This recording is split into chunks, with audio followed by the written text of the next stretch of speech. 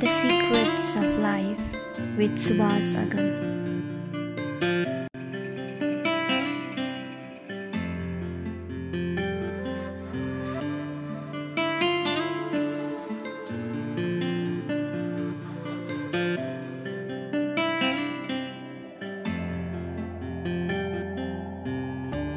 नमस्कार समादरणीय दर्शकवृन्द, स्वधर्म टिभीको प्रस्तुति कार्यक्रम द सिक्रेट्स अफ लाइफ अर्थात् जीवनको रहस्य कार्यक्रममा हजुरहरूलाई स्वागत गर्न चाहन्छु। आजको कार्यक्रम निकै विशेष छ किनभने हामीले सद्गुरु शैलेन्द्र सरस्वतीजीलाई प्रत्यक्ष रूपमा प्राप्त गरेका छौँ। यो अहोभाग्य र यो सौभाग्य सधैँ प्राप्त हुँदैन। We are really honoured to have Sadhguru Swami Shailendra Saraswati ji in our show. Let's welcome him. कार्यक्रम में स्वागत है गुरुवर। नमस्कार सुभाष जी, कैसे हैं? बहुत अच्छे हैं। Thank you very much for this honor. We are really honored to have you in our show.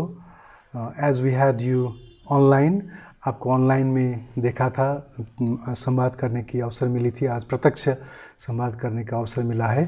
Thank you very much once again. मुझे भी बहुत अच्छा लग रहा है। आपने जो ऑनलाइन इंटरव्यू लिया था उसमें बहुत महत्वपूर्ण सवाल थे, सभी के उपयोगी थे। बिल्कुल। तो अभी जो आपका नेपाल में आना हुआ है, कैसा रहा? हाउ वाज इट सो फार? मैं एक सप्ताह पहले आया था। जी जी। काठमांडू से फिर सौराहा चितवन गया, वहाँ अपना आश्रम है ओशो आश्रम सौराहा जी। तो करीब 125 लोग वहाँ पर शिविर अटेंड करने के लिए आए हुए थे। तो पहली बार नारद मुनि के भक्ति सूत्र पर आधारित ओशो की जो प्रवचन माला है, भक्ति सूत्र, उसके प्रवचन सुने और उसके अनुसार ध्यान की विधियों में, भक्ति में, उपासना में डूबे। तो यह एक नया प्रयोग था। ध्यान शिविर तो बहुत हुए हैं, भक्ति शिविर। भक्ति वास्तव में साधना नहीं, उपासना है। ध्यान में तो हम कुछ साधते हैं, भक्ति में तो डूबते हैं, कुछ साधते नहीं हैं। तो ये एक नया प्रयोग था और इतना अच्छे परिणाम उसके आए कि हम चाहेंगे भविष्य में हम और भी भक्ति शिविर रखें। Wonderful, wonderful. Thank you very much for doing this. Actually, you know what? I was thinking about this book because I know Osho ने जो मेरे प्रिय पुस्तक है उसका लिस्ट में नारद भक्ति सूत्र का भी नाम दिया था। तो हम सोच रहे थे कि इस पुस्तक को मैं कहाँ जाके अध्ययन करूँ, कहाँ जाके पढ़ूँ। इसके संबंध में अध्ययन करने की मैं सोच रहा था, and you did this. So now I have got the right subject for today. Let's elaborate little bit more about this भक्ति सूत्र, लेकिन नारद का भक्ति सूत्र। इसमें आप क्या सिखाने का प्रयास कर रहे थे? इसमें सिखाना कम, एक प्रकार से शिष्य की तरफ से, भक्त की तरफ से कुछ एब्जॉर्ब करना होता है। है ना? ये कोई बौद्धिक ज्ञान नहीं है कि हम कुछ सिखा सकें, है ना? कोई दार्शनिक बात हो तो हम सिखा सकते हैं, किसी को पढ़ा सकते हैं, जैसे स्कूल कॉलेज में अन्य चीज़ें सिखाते हैं। कोई सैद्धांतिक बात हो, भक्ति बुद्धि की बात नहीं है। तो समझदारी और सीखना तो बुद्धि में घटित होता है, भक्ति हृदय की बात है, दिल की बात है। तो जहाँ पर कोई सरल सहज व्यक्ति है और एब्जॉर्ब करने के लिए तैयार है, कुछ भाव तरंग है, तो थोड़ा सा इसके लिए स्पेशल माहौल चाहिए। और वो माहौल मैंने जैसा सोचा था कि सौराहा में मिलेगा, नेपाल में मिलेगा। भारत की तुलना में नेपाल के लोग ज़्यादा सहज सरल हैं, ज़्यादा हृदय के तल पे जीते हैं। भारत के लोग ज़्यादा पश्चिम की संस्कृति से प्रभावित हो गए हैं और बुद्धि के तल पे ज़्यादा जीने लगे हैं, विशेषकर महानगरों में। यहाँ भी बात अलग है, काठमांडू के लोग अलग ढंग के हैं, लेकिन छोटे गाँव में हम जाते हैं तो अभी भी लोग दिल के हिसाब से जीते हैं, भाव से जीते हैं। बिल्कुल। तो मैं बहुत दिनों से सोच रहा था कि भक्ति का शिविर लें, लेकिन फिर वैसे लोग भी चाहिए जो उसको ग्रहण कर सकें। तो सौराहा में वह अद्भुत घटना घटी। तो इसको हम सीखना ना कह के ऐसा समझ लें कि अनलर्निंग कुछ ज़्यादा हम सीख चुके हैं, बुद्धिमानी, होशियारी, चालाकी, उसको भुलाना है और अपनी सहज प्रकृति में, प्रकृति ने हमको जैसा बनाया था, हम फिर से भाव तरंग में आ जाएं और अस्तित्व के साथ एक जोड़ महसूस कर सकें। हमने जब फेसबुक में भी पोस्ट किया था कि हम आपसे इंटरव्यू करेंगे, तो बहुत लोगों ने एक प्रश्न बार बार पूछा था कि वो कह रहे थे कि ओशो के जो शिष्य हैं ज़्यादातर ओशो को पढ़ते पढ़ते एक किस्म का पंडित हो जाते हैं और एक किस्म का नास्तिक भी हो जाते हैं, और वो मंदिरों को और पंडितों को और जो हमारे सनातन धर्म का जो संस्कार था, जो तुलसी के मठ हुआ करता था घर के आंगन में, जो हमारे संस्कार थे, जो हमारे पूर्वजों ने किया था, उसको भुला देते हैं और उसको छोड़ देते हैं और कहते हैं कि this is just nursery class, you need to avoid this, go more inside. तो वो ज़्यादातर फिलोसॉफिकल हो जाते हैं और भक्ति को छोड़ते हैं, संस्कार को छोड़ते हैं, और ज़्यादा जो भक्ति करने वाले लोग हैं उनको भी दूसरी दृष्टि से देखते हैं और यही कहेंगे कि ये लोग नर्सरी क्लास में हैं, अध्यात्म क्या। तो इस विषय में कहिएगा कि भक्ति के संबंध में ओशो ने क्या कहा। ये भक्ति के प्रश्न दो शास्त्रों पर ओशो ने विस्तृत व्याख्यान माला दी है। एक तो नारद मुनि का भक्ति सूत्र और दूसरा है ऋषि शांडिल्य का, जिसका शीर्षक उन्होंने रखा है अथातो भक्ति जिज्ञासा, अब भक्ति की जिज्ञासा। तो ये दो तो स्पेशल सूत्र हैं भक्ति के, दो शास्त्र जिसकी ओशो ने व्याख्या की है। इसके अलावा जिन संतों पर वो प्रवचन मालाएं दिए हैं उनमें से 90% से अधिक भक्त हैं। याद रखना, ध्यानी और ज्ञानी तो बुद्ध, महावीर, पतंजलि, बस 3-4 नाम हैं ना। भगवान शिव का विज्ञान भैरव तंत्र वो उसमें आता है। तो कुल 4 ही लोग हुए, बुद्ध, महावीर, शिव और पतंजलि। इसके अलावा ओशो ने जितनी प्रवचन मालाएं दी हैं सैकड़ों की गिनती में, चाहे वो कबीर हों, चाहे रैदास हों, चाहे मीरा हों, कि सहजोबाई हों, कि चरणदास हों, ये तो सब भक्ति ही हैं। तो ये एक विचित्र घटना जो आपने मेंशन की वो घटी है कि लोगों ने ध्यान की बात को समझा कि कुछ श्रेष्ठ है, हायर है, और भक्ति की बात निकृष्ट है, छोड़ देने जैसी है। ऐसा नहीं है। अन्यथा ओशो ने सिर्फ 4 ध्यानियों की बात की है और 400 भक्तों की बात की है, भक्ति की महिमा गाई है। तो स्पष्ट है कि उनका जोर किस पर है। इस संदर्भ में मुझे एक स्मरण आता है, गीता में अर्जुन पूछता है कि भगवान, एक योगी हैं दुनिया में जो आपके निराकार स्वरूप का ध्यान करते हैं, और एक भक्त हैं जो आपके साकार रूप की उपासना करते हैं, आपको इनमें से कौन प्रिय है? महत्वपूर्ण सवाल अर्जुन ने पूछा। और भगवान कृष्ण ने स्पष्ट कहा कि जो मेरे साकार स्वरूप को पूछता है मुझे वह प्रिय है। मैं भक्तों के हृदय में रहता हूँ। ये बहुत महत्वपूर्ण है। ओशो ने इतना सुंदर इसको समझाया है गीता दर्शन में जी, है ना। जो लोग ज़्यादा निराकार और सूक्ष्म और शून्य की बात करने लगते हैं, पहला खतरा वो फिलोसॉफिकल हो जाएंगे। दूसरा खतरा वो एंटी लाइफ एटीट्यूड हो जाएगा उनका। बाहर की सब चीज़ों का वो तिरस्कार करेंगे, इसकी क्या ज़रूरत, इसकी क्या ज़रूरत, ये भी छोड़ दो, ये भी छोड़ दो, ये भी छोड़ दो। ऐसे बुद्ध, महावीर त्यागी तपस्वी हो गए। वो स्वाभाविक परिणाम है। अगर हम केवल भीतर की ही शून्यता की खोज करेंगे तो बाहर की हर चीज़ हमको उसमें बाधक लगने लगेगी, फिर स्वाभाविक त्याग हो जाएगा, फिर तपस्या शुरू हो जाएगी। ये उसका दुष्परिणाम है। और ओशो की एक किताब का टाइटल है जीवन ही है प्रभु, है ना। इसका मतलब बाहर जो सगुण साकार हम जिसको संसार कह रहे हैं वो प्रकट ब्रह्म है, और ध्यान में हम जो जानते हैं वो अप्रकट सूक्ष्म ब्रह्म है। तो परमात्मा तो दोनों है, अप्रकट भी है और प्रकट भी है। तो भगवान कृष्ण ने स्पष्ट कहा कि जो प्रकट ब्रह्म को उसकी उपासना करते हैं, है ना, उसकी पूजा करते हैं, मुझे वे ज़्यादा प्रिय हैं। और ओशो का वह प्रवचन सुनने योग्य है जो जब उन्होंने ये वाला वचन समझाया। अन्यथा एंटी लाइफ एटीट्यूड और फिलोसॉफिकल एटीट्यूड पैदा हो जाएगा, और उसका अंतिम परिणाम ये होगा कि हम जीवन विरोधी हो जाएंगे और जीवन की हर छोटी छोटी चीज़ की हम अवहेलना करेंगे। हम उनका तिरस्कार करने लगेंगे, उनको छोड़ने लगेंगे, उनका सम्मान नहीं कर पाएंगे। जो नारद भक्ति सूत्र का बात हमने छेड़ दिया है, तो नारद भक्ति सूत्र में जो नारद के सूत्र हैं उनमें से अहम महत्वपूर्ण समझने वाले और याद करने वाले कुछ 1-2 सूत्र का जो आप जिक्र करना चाहें तो।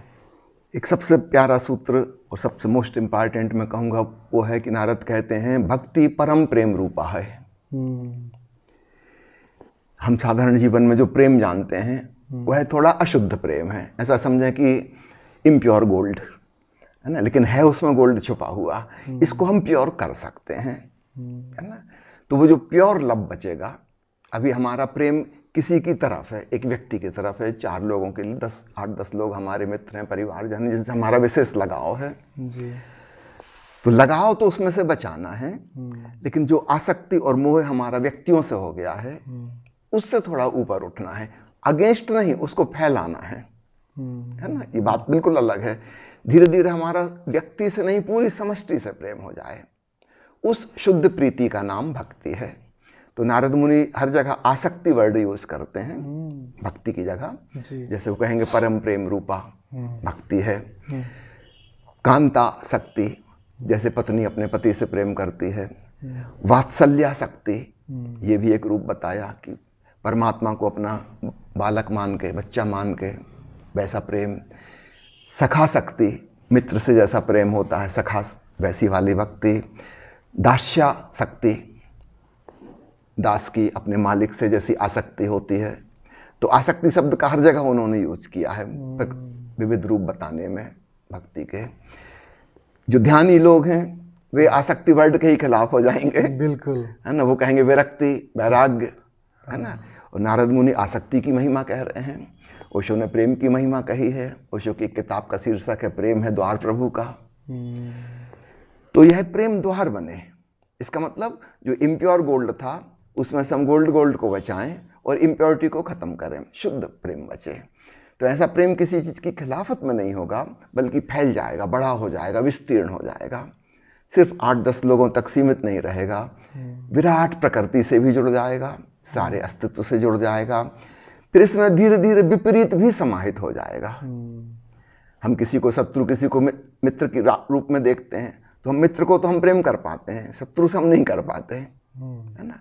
लेकिन जब हमारा मैत्री भाव, हमारी प्रीति शुद्ध होती जाएगी, धीरे धीरे हमको ये नहीं महसूस होगा कौन मित्र कौन शत्रु है, सब अपना अपना रोल निभा रहे हैं। वो भी परमात्मा का रूप है, ये भी परमात्मा का रूप है। इसमें और एक पहली भक्ति के जब विविध रूप बताए, 11 रूप बताए नारद ने, सबसे पहला जो कहा है वो कहा है सगुण साकार जगत के प्रति ऐसा प्रेम करो जैसे यह परमात्मा है। ये बहुत इंपॉर्टेंट पॉइंट है ना। मूर्ति पूजा के लिए नहीं कह रहे हैं, हमारे आसपास लोग हैं, पशु हैं, पंछी हैं, पेड़ पौधे हैं, इनमें तो बहुत ज़्यादा जीवंतता है। चलो हम पत्थर को छोड़ दें, उसमें हमको नहीं नज़र आती अभी, लेकिन जहाँ जीवन धड़क रहा है वह परमात्मा ही धड़क रहा है। तो उसके सगुणता में, उसके साकार में, उसके प्रति हमारी आसक्ति, प्रेम भाव हो। तो पहला रूप ये कहा, फिर अलग अलग रूप कहे, जैसे मैंने बताया कांता, वात्सल्य, सखा, फिर पूजा, कई प्रकार गिनाए। उसमें से एक और मुझे बहुत महत्वपूर्ण लगा जी। वो कहते हैं कथा शक्ति, कथा के प्रति आसक्ति। जैसे हम ओशो के प्रवचन सुनते हैं, ये कथा में आसक्ति है हमारी जी, जी। एक कहानी जी। सभी की है कथा में आसक्ति, लेकिन अगर गलत जगह लगी है, कोई टीवी न्यूज़ देखने में आसक्ति है, वो भी कथा में, कहानी में आसक्ति है। कोई उपन्यास पढ़ रहा है, वो भी कथा में आसक्ति है ना। कोई गपशप कर रहे हैं, अफवाह फैला रहे हैं, वो भी कथा में आसक्ति है। सदगुरु के संग यह लग जाए, किसी संत का कथा, संत की उसमें लग जाए, तो नारद मुनि कह रहे हैं यह बहुत सरल है। अन्य चीज़ें कठिन हो सकती हैं। मुझसे कई बार लोग पूछते हैं कि ओशो की बताई हुई ध्यान विधियों में सबसे सरल कौन सी है? सरल, मैं उत्तर देता हूँ सबसे सरल अगर मेरी पूछोगे तो मैं तो कहूँगा ओशो को सुनना ही सबसे बड़ी ध्यान विधि है। इससे सरल तो कुछ भी नहीं है। हम बस एक भावपूर्ण रिसेप्टिव होके बैठे हैं, हम तो कुछ कर ही नहीं रहे, तो ओशो की वाणी सुनते सुनते हो जाती है। तो नारद ने इसको भी गिनाया है, कथा शक्ति इसको कहा है, कथा के प्रति आसक्ति। लेकिन कथा वह हो जो हमें परमात्मा की कथा जिसको हम कहें। ओशो की किताब है जो बोले तो हरि कथा, है ना। संत जो बोलते हैं वो हरि कथा है। तो प्रभु की कथा में आसक्ति हो जाना, ये बहुत सरल मुझे लगा। और मैंने वहाँ पे सभी पार्टिसिपेंट्स को रिकमेंड किया कि मैं आप सबसे निवेदन करता हूँ कि घर जाके आप रोज़ कम से कम आधे घंटा ओशो की वाणी को जरूर सुने। तो धीरे धीरे हमारा हृदय वहाँ जुड़ता जाता है। तो परमात्मा का जहाँ गुणगान है, जहाँ परमात्मा की चर्चा है, धीरे धीरे धीरे हम उस प्रेम में डूब जाएं। यह भी भक्ति का एक रूप है। तो भक्ति सिर्फ वही नहीं है कि मंदिरों में जाके मूर्ति की आरती घुमाना, अन्य चीज़ों को भी सबको भक्ति के रूप में देखना है। अपने बच्चे से आपका लगाव है, उसको भी हम उसी रूप में लें। अपनी पत्नी से लगाव है, उसको भी उसी रूप में लें। अपने भाई से, मित्रों से लगाव है, माता पिता के प्रति आदर है, उसको भी उसी रूप में लें। तो कुछ छोड़ने का तो सवाल ही नहीं उठता, है ना। बल्कि हमारे सबके प्रति और सम्मान और आदर, पहले हम उसको सिर्फ एक व्यक्ति समझ रहे थे, अब हम उसको परमात्मा का एक रूप समझ रहे हैं। जी, बहुत सुंदर, बहुत सुंदर। हम जब आज के ज़माने में मीडिया से इतने घिरे हुए हैं कि बहुत सी दिशाओं से इन्फॉर्मेशन हमारी ओर आती है, और स्पिरिचुअल इन्फॉर्मेशन भी उसी तरह से, उसी त्वरा में आ रहे हैं। बहुत से संत बोल रहे हैं, बहुत से संप्रदाय के लोग बोल रहे हैं, और जब एक कोमल हृदय वाला आध्यात्मिक व्यक्ति सुनता है हर संप्रदाय का बात, हर गुरु का बात, हर प्रणालियों का संबंध में जो बात किया जाता है, सब अच्छा लगता है। लेकिन जब अकेले बैठता है फिर सोचता है कि मेरा रास्ता कहाँ है, मैं कौन रास्ते से जाऊं। कभी कभी वो मतलब सबको सुनता है, अच्छा लगता है, लेकिन अपना रास्ता नहीं चुन पाता है। ऐसा बहुत से लोगों ने हमें कहा है कि आपका भी हम इंटरव्यू सुनते हैं, बहुत से इंटरव्यू आते हैं, बहुत संत बोलते हैं, हर संत का अच्छा लगता है, लेकिन जब हम अकेले में बैठते हैं फिर सोचते हैं हमारा रास्ता क्या है, हम कन्फ्यूज हो जाते हैं। तो ऐसा भी हो जाता है लोगों को। तो आप बता दीजिए कि how to find your own path. ये ऐसे ही है जैसे कोई युवक कहे कि दुनिया में 8 अरब लोग हैं, इसमें से 4 अरब स्त्रियां हैं, अब मैं किसको प्रेम करूं? ये भी सुंदर लगती, वो भी सुंदर लगती, वो भी सुंदर लगती है। सुंदर लगना एक अलग बात है। कभी ऐसा होगा इस युवक को, कभी किसी से उसकी मुलाकात होगी जहां अचानक कुछ क्लिक कर जाएगा, है ना। दिल से कोई बात होगी, है ना। वो सिर्फ शारीरिक सौंदर्य नहीं होगा, कुछ और भी उसके पीछे होगा, है ना। एक आकर्षण, गहन आकर्षण, एक चुंबकीय बंधन जैसा बन जाएगा, जिसको हम कहते हैं प्रेम हो गया, है ना।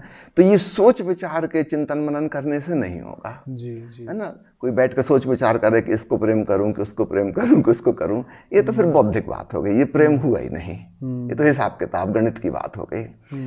तो ठीक जैसा साधारण प्रेम होता है, ऐसे ही श्रद्धा होती है। This is higher kind of love, श्रद्धा, है ना। हम सबके संपर्क में आए, सबको सुने, सबको पढ़ें, फिर इसी में करते करते करते कभी ऐसा होगा सौभाग्य कि अचानक कुछ क्लिक करेगा और हमारे भीतर एक शिष्य भावना आ जाएगी। जैसे उस युवक के अंदर अचानक एक प्रेमी आ जाएगा, है ना। ऐसे ही एक शिष्यत्व पैदा हो जाएगा, है ना। उस सौभाग्य की हमें प्रतीक्षा करनी चाहिए, जल्दबाजी नहीं करनी चाहिए। और इसमें सोच विचार का गुणा भाग का काम नहीं है।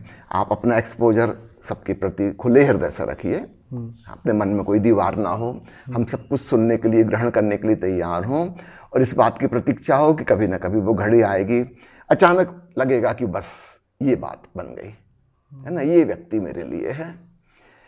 फिर वहाँ पे समर्पित हो जाइए, फिर यहाँ वहाँ ढूंढने की ज़रूरत नहीं है। जैसे कई बार युवक युवतियाँ पूछते हैं विवाह के लिए कैसे करें, तो मैं उनसे कहता हूँ पहले तो खोजबीन करो, है ना। आप कई लोगों के कांटेक्ट में आओगे, है ना। फिर जब एक बार हृदय से हृदय मिल जाए तो फिर बंद कर देना खोजबीन, है ना। फिर संग साथ रहो, अब प्रेम की गहराई में जाना है ना। फिर वो चंचलता नहीं होनी चाहिए। तो एक समय तक वह उपयोगी थी, हम खोज रहे थे कुछ, हमको पता नहीं था, फिर अचानक मुलाकात हुई, फिर गहरा प्रेम उमग आया। अब इसके बाद हम सेटल्ड हों उसमें, है ना। कबीर कहते हैं ना, जिन खोजा तिन पाइयाँ गहरे पानी बैठ। तो जैसे प्रेम में हम गहरे बैठते हैं, है ना, फिर चंचलता को हम त्याग दें। ऐसा ही मैं कहूँगा आध्यात्मिक जिज्ञासुओं के लिए, आप खोजबीन करिए, तलाशिए, और एक भरोसा रखिए कि ऐसा कभी अवश्य होगा, कोई व्यक्ति ऐसा मिलेगा जहां आपको लगेगा कि बस अब इनके चरणों में समर्पित हो जाएं। इसी प्रश्न के पीछे और एक प्रश्न जुड़ के आता है। जैसे ज़्यादातर आज के समय में ध्यान के संबंध में कुछ संस्थाएं सिखा रहे हैं, ध्यान जैसे ओशो के ध्यान हो या विपासना हो या और हो, और दूसरी तरफ से कुछ संस्थाएं हैं जो भक्ति सिखा रही है, प्योर वो भक्ति का ही बात करते हैं, संकीर्तन का ही बात करते हैं, और दूसरी तरफ है योग। तो ये जो भक्ति और ध्यान में हर संस्था, हर आश्रम, हर अपना जो प्रीचर है वो उसी का ही डंका बजा ही रहा होता है। कहता है कि हमें इनलाइटन होना है, हमें ध्यान से जाना चाहिए। बुद्ध ने वही जो अटेंड किया था वो विपासना से किया था, इसी मार्ग से जाना चाहिए। और दूसरी तरफ भक्त लोग हैं, जो कलि संतरणों उपनिषद का जो श्लोक था कि हरेर नामैव हरेर नामैव हरेर नामैव केवलम कलौ नास्त्येव नास्त्येव नास्त्येव गतिरन्यथा। तो ये जो ये कलि युग है, और ये कलि युग के लिए हरे कृष्ण मंत्र, महामंत्र या हरे नाम या हरि संकीर्तन, यही कलि युग के लिए तारने के लिए सामर्थ्य रखने वाला मंत्र है, और संकीर्तन ही कलि युग के लोगों के लिए तारने का एक ही माध्यम है। तो ऐसे भी बताया जाता है। तो कभी कभी साधक लोगों को दुविधा होता है कि बुद्ध ने तो ध्यान से पाया था, लेकिन फिर ऐसे और भी शास्त्रों ने भक्ति के संबंध में बहुत बोला है, तो हम किस रास्ते से जाए, कभी कभी दुविधा होता है लोगों को। इसके लिए मैं कहना चाहूँगा कि एक मनुष्य के रूप में हम फिजिकल बॉडी भी हैं, भौतिक काया हमारी है, हमारे पास मन भी है, बुद्धि है, विचार है, चिंतन मनन की शक्ति है, हमारे पास दिल भी है, भावना भी है, कल्पना शक्ति भी है, विजुअलाइजेशन कैपेसिटी भी है, और हमारे भीतर वह चेतना भी है, कॉन्शसनेस भी है। एक मनुष्य के रूप में हम 4 मोटे मोटे हमारे आयाम हैं, फिजिकल, मेंटल, इमोशनल और स्पिरिचुअल, है ना। इन सभी पर इकट्ठा काम हो सकता है, बजाय हम उसको क्लासिफाई करें, अलग अलग खंडों में बांटें, है ना। आपको मैं बताना चाहूँगा, अभी हमारे कुछ मित्र पुराने ओशो के प्रवचन खोज रहे थे, तो 1962 की एक ऑडियो रिकॉर्डिंग मिली, है ना। उस समय कुछ नया नया ही टेप रिकॉर्डर आया था, तो बहुत अच्छी आवाज़ तो उस समय की नहीं है। उसमें ओशो बहुत अद्भुत बात कह रहे हैं। वो कह रहे हैं, मैं चाहता हूँ कि भविष्य में ये जो विभाजन वाले धर्म थे, एक ही बात का डंका बजाते थे, ये वाली चीज़ बंद हो। अब एक बहुआयामी अध्यात्म की आवश्यकता है, मल्टी डायमेंशनल। ओशो ने उसको नाम दिया है, अभी तक के धर्म एकांगी थे, मैं चाहता हूँ सर्वांगी, उसमें सब कुछ समाहित हो, उसमें योग भी आ जाए, उसमें तंत्र भी आ जाए, उसमें श्वास की प्रणाली भी आ जाए, उसमें भक्ति भावना भी आ जाए, उसमें ज्ञान निर्विचार में पहुंचना वह भी आ जाए, उसमें राजयोग भी आ जाए, उसमें सहज योग, सांख्य योग भी आ जाए। तो अपन ओशो को देखते हैं, अगर ओशो के साहित्य में हम देखेंगे तो सब कुछ मिलेगा। उन्होंने पतंजलि के योग पर भी 100 प्रवचन दिए, भगवान शिव की तंत्र साधना पर 80 प्रवचन दिए, लंबी श्रृंखला है। गीता दर्शन पर तो सबसे लंबी श्रृंखला है। उसके बाद गौतम बुद्ध के ऊपर, लाओत्सु के ऊपर नेक्स्ट सबसे बड़ी श्रृंखलाएं हैं, महावीर के ऊपर। उन्होंने ध्यान के ऊपर भी उतना ही जोर दिया, भक्ति के ऊपर भी उतना ही जोर दिया। और संक्षेप में वो कह रहे हैं, नाव को चलाने के लिए 2 पतवार चाहिए, एक पतवार से नाव नहीं चलेगी, गोल गोल घूमेगी, है ना। हम चलते हैं 2 पैर चाहिए, एक पैर से हम लंबी यात्रा नहीं कर सकते ना। पंछी को उड़ने के लिए 2 पंख चाहिए, हवाई जहाज को उड़ने के लिए दोनों तरफ पंख चाहिए, एक पंख से नहीं उड़ सकती हवाई जहाज। ठीक ऐसे ही ये 2 फैकल्टी तो हमारी बहुत ही प्रमुख हो गई, दिल और दिमाग, हृदय और मस्तिष्क। इन दोनों का सदुपयोग एक बैलेंस्ड वे में होना चाहिए। और ओशो ने हमें यह नई बात सिखाई जो पहले कभी नहीं थी। ओशो के पहले तक जिसने जिस मार्ग से जाना उसने केवल उसी मार्ग की बात की। बुद्ध ने जो जाना वो उन्होंने बताया, रामकृष्ण परमहंस ने जो जाना वो उन्होंने वह बताया, मीरा ने जो जाना, कबीर ने जो जाना, नानक ने जो जाना, उन्होंने सिर्फ वही बताया। इस दृष्टि से पहली बार रामकृष्ण परमहंस ने एक नया प्रयोग किया, फॉर द फर्स्ट टाइम। परम ज्ञान पाने के बाद भी उन्होंने दूसरी साधनाएं की। 6 महीने के लिए वो काली का मंदिर छोड़ के मस्जिद में जाकर रहने लगे, मुसलमान फकीर की तरह। और 6 महीने बाद उन्होंने घोषणा की यह मार्ग भी ठीक है, इससे भी वही परमात्मा मिल जाता है। उन्होंने तांत्रिक साधना की, उन्होंने सखी संप्रदाय की साधना की और कहा कि यह मार्ग भी ठीक है। ये पहला प्रयोग था, लिमिटेड था, उस समय बंगाल में जो जो प्रचलित था, है ना, रामकृष्ण पढ़े लिखे नहीं हैं, ओशो का समय आया, दुनिया भर के साहित्य को उन्होंने पढ़ा, है ना, सारी पृथ्वी सिकुड़ के धीरे धीरे ग्लोबल विलेज हो गए विज्ञान की कृपा से। रामकृष्ण के ज़माने में तो ऐसा संभव नहीं था। तो ओशो ने इतना विस्तार से अध्ययन किया, दुनिया में जहाँ भी जिस प्रकार की साधना आज तक हुई है वो सब उन्होंने देखी करके, और जो जो उसमें सारांश था वह सब उन्होंने हमारे सामने उजागर किया। तो उसमें भक्ति भी आती है, उसमें तंत्र भी आता है, उसमें ध्यान भी आता है, ज्ञान भी आता है, योग भी आता है, राजयोग भी आता है, सांख्य और सहज योग भी आता है, जिसकी चर्चा महागीता में है। सब कुछ आता है। और आपने जो कहा कि कलयुग में केवल नाम ही आधार है, ऐसा बहुत से संत कहते हैं, इस बात में भी बहुत सच्चाई है। यहाँ पे नाम का मतलब सिर्फ बाहर का नाम नहीं, कृष्ण या राम का, वो तो हम शब्द से बोल रहे हैं, वो तो हमारे दिए गए नाम हैं।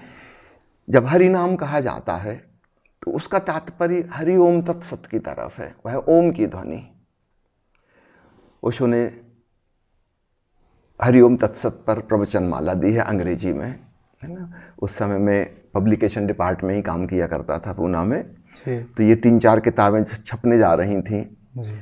तो अंग्रेजी डिपार्टमेंट के जो हेड थे उन्होंने ओशो को एक रिक्वेस्ट भेजी कि ये 4 किताबें 5 किताबें जब आप प्रवचन माला दे रहे थे तब तो ठीक था, उसके नाम संस्कृत में है, लेकिन जब किताब छपेगी तो इसको खरीदेगा कौन।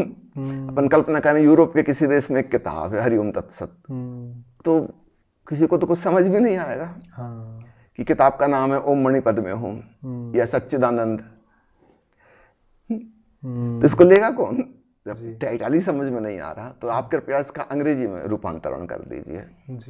ओशो ने कहा नहीं, वो टाइटल तो वही रहेगी, ये महावाक्य हैं, इनको चेंज नहीं कर सकते, ना इनका ट्रांसलेशन हो सकता, वैसा कोई शब्द ही नहीं है दूसरी भाषा में, तो इसको तो वैसा ही रखना पड़ेगा। किताब बिके ना बिके उससे फर्क नहीं पड़ता, है ना।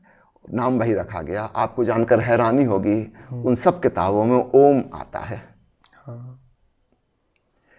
जब उन्होंने समझाया हरि ओम तत्सत पहले ही प्रवचन में, सुनिएगा, बहुत प्यारा प्रवचन है। वो कहते हैं हरि के 2 भाव हैं, एक मतलब है ईश्वर, गॉड, और दूसरा मतलब है चोर, हरण करने वाला जो चुरा ले। तो साधारण चोर तो तुम्हारी धन संपत्ति सामान आभूषण ले जाता है, कृपा करके तुम्हें छोड़ जाता है। ओम की जो ध्वनि है जिसको कहा है हरि, वो महाचोर, द ग्रेट मास्टर थीफ, वो तुमको ही चुरा लेगी, तुम बचोगे ही नहीं पीछे।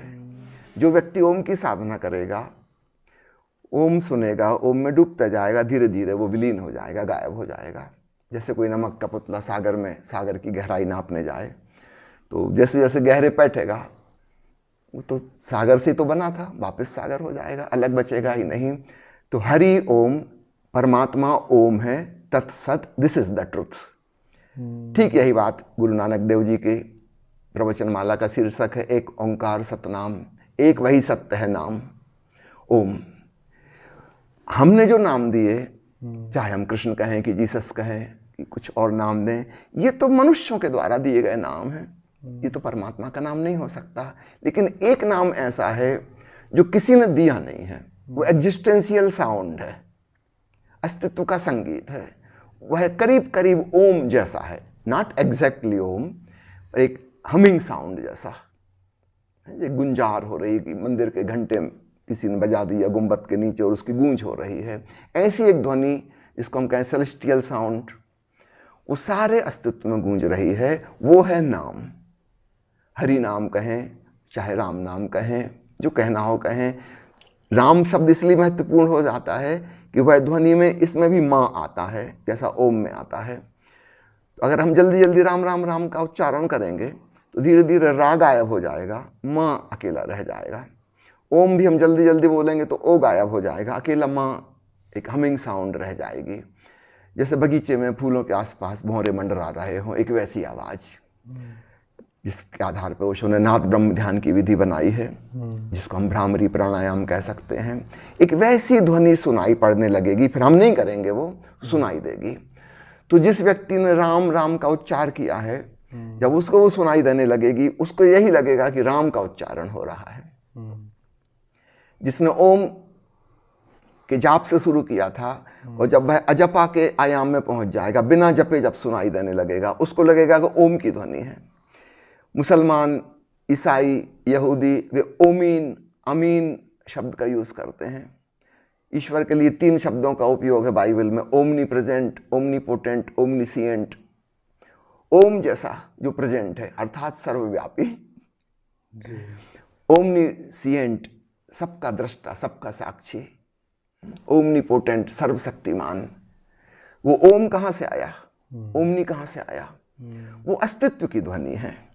तो ओशो ने कहा है वह हरि ओम तत्सत, परमात्मा ओम की ध्वनि है, तत्सत, दिस इज द ट्रुथ। तो जब कहते हैं कि नाम ही आधार है कलयुग में, क्योंकि यह सर्वाधिक सुगम और सरल है। कोई भी व्यक्ति एक हफ्ते के लिए सुबह सक्रिय ध्यान और शाम को नाद ब्रह्म ध्यान कर ले, 1 हफ्ते में वह ओंकार की ध्वनि सुनने लगेगा। फिर कुछ करने की जरूरत नहीं, बस सुनो और उसमें लौलीन हो जाओ, और धीरे धीरे तुम विलीन हो जाओगे, बचोगे ही नहीं। बस वह एकमात्र संगीत गूंजता रह जाएगा भीतर बाहर सर्वत्र। तो यह सर्वाधिक सरल है, इससे सरल कुछ भी नहीं हो सकता। विज्ञान भैरव तंत्र की हम चर्चा कर रहे थे, भगवान शिव ने 112 विधियां बताई। 112 में सबसे ज्यादा विधि किस बात पर आधारित है? ओम पर आधारित है। 112 में से 12 बिगेस्ट नंबर, एक ही केंद्र बिंदु है उनका कि भीतर की उस महाध्वनि को सुनो। कैसे सुनो वो टेक्निक अलग अलग हो गई। दूसरा नंबर आता है श्वास की विधियों का, 9 विधियां। उसके बाद आता है प्रकाश का। तो अगर हम सीक्वेंस में देखें भगवान शिव किस चीज को इंपॉर्टेंस दे रहे हैं, मोस्ट इंपॉर्टेंट वो है अनाहत नाद को सुनना। दूसरे नंबर पर आती है सांस, विपस्सना और अन्य विधियां जिससे बनी, और फिर तीसरे नंबर पे आता है भीतर के प्रकाश का दर्शन।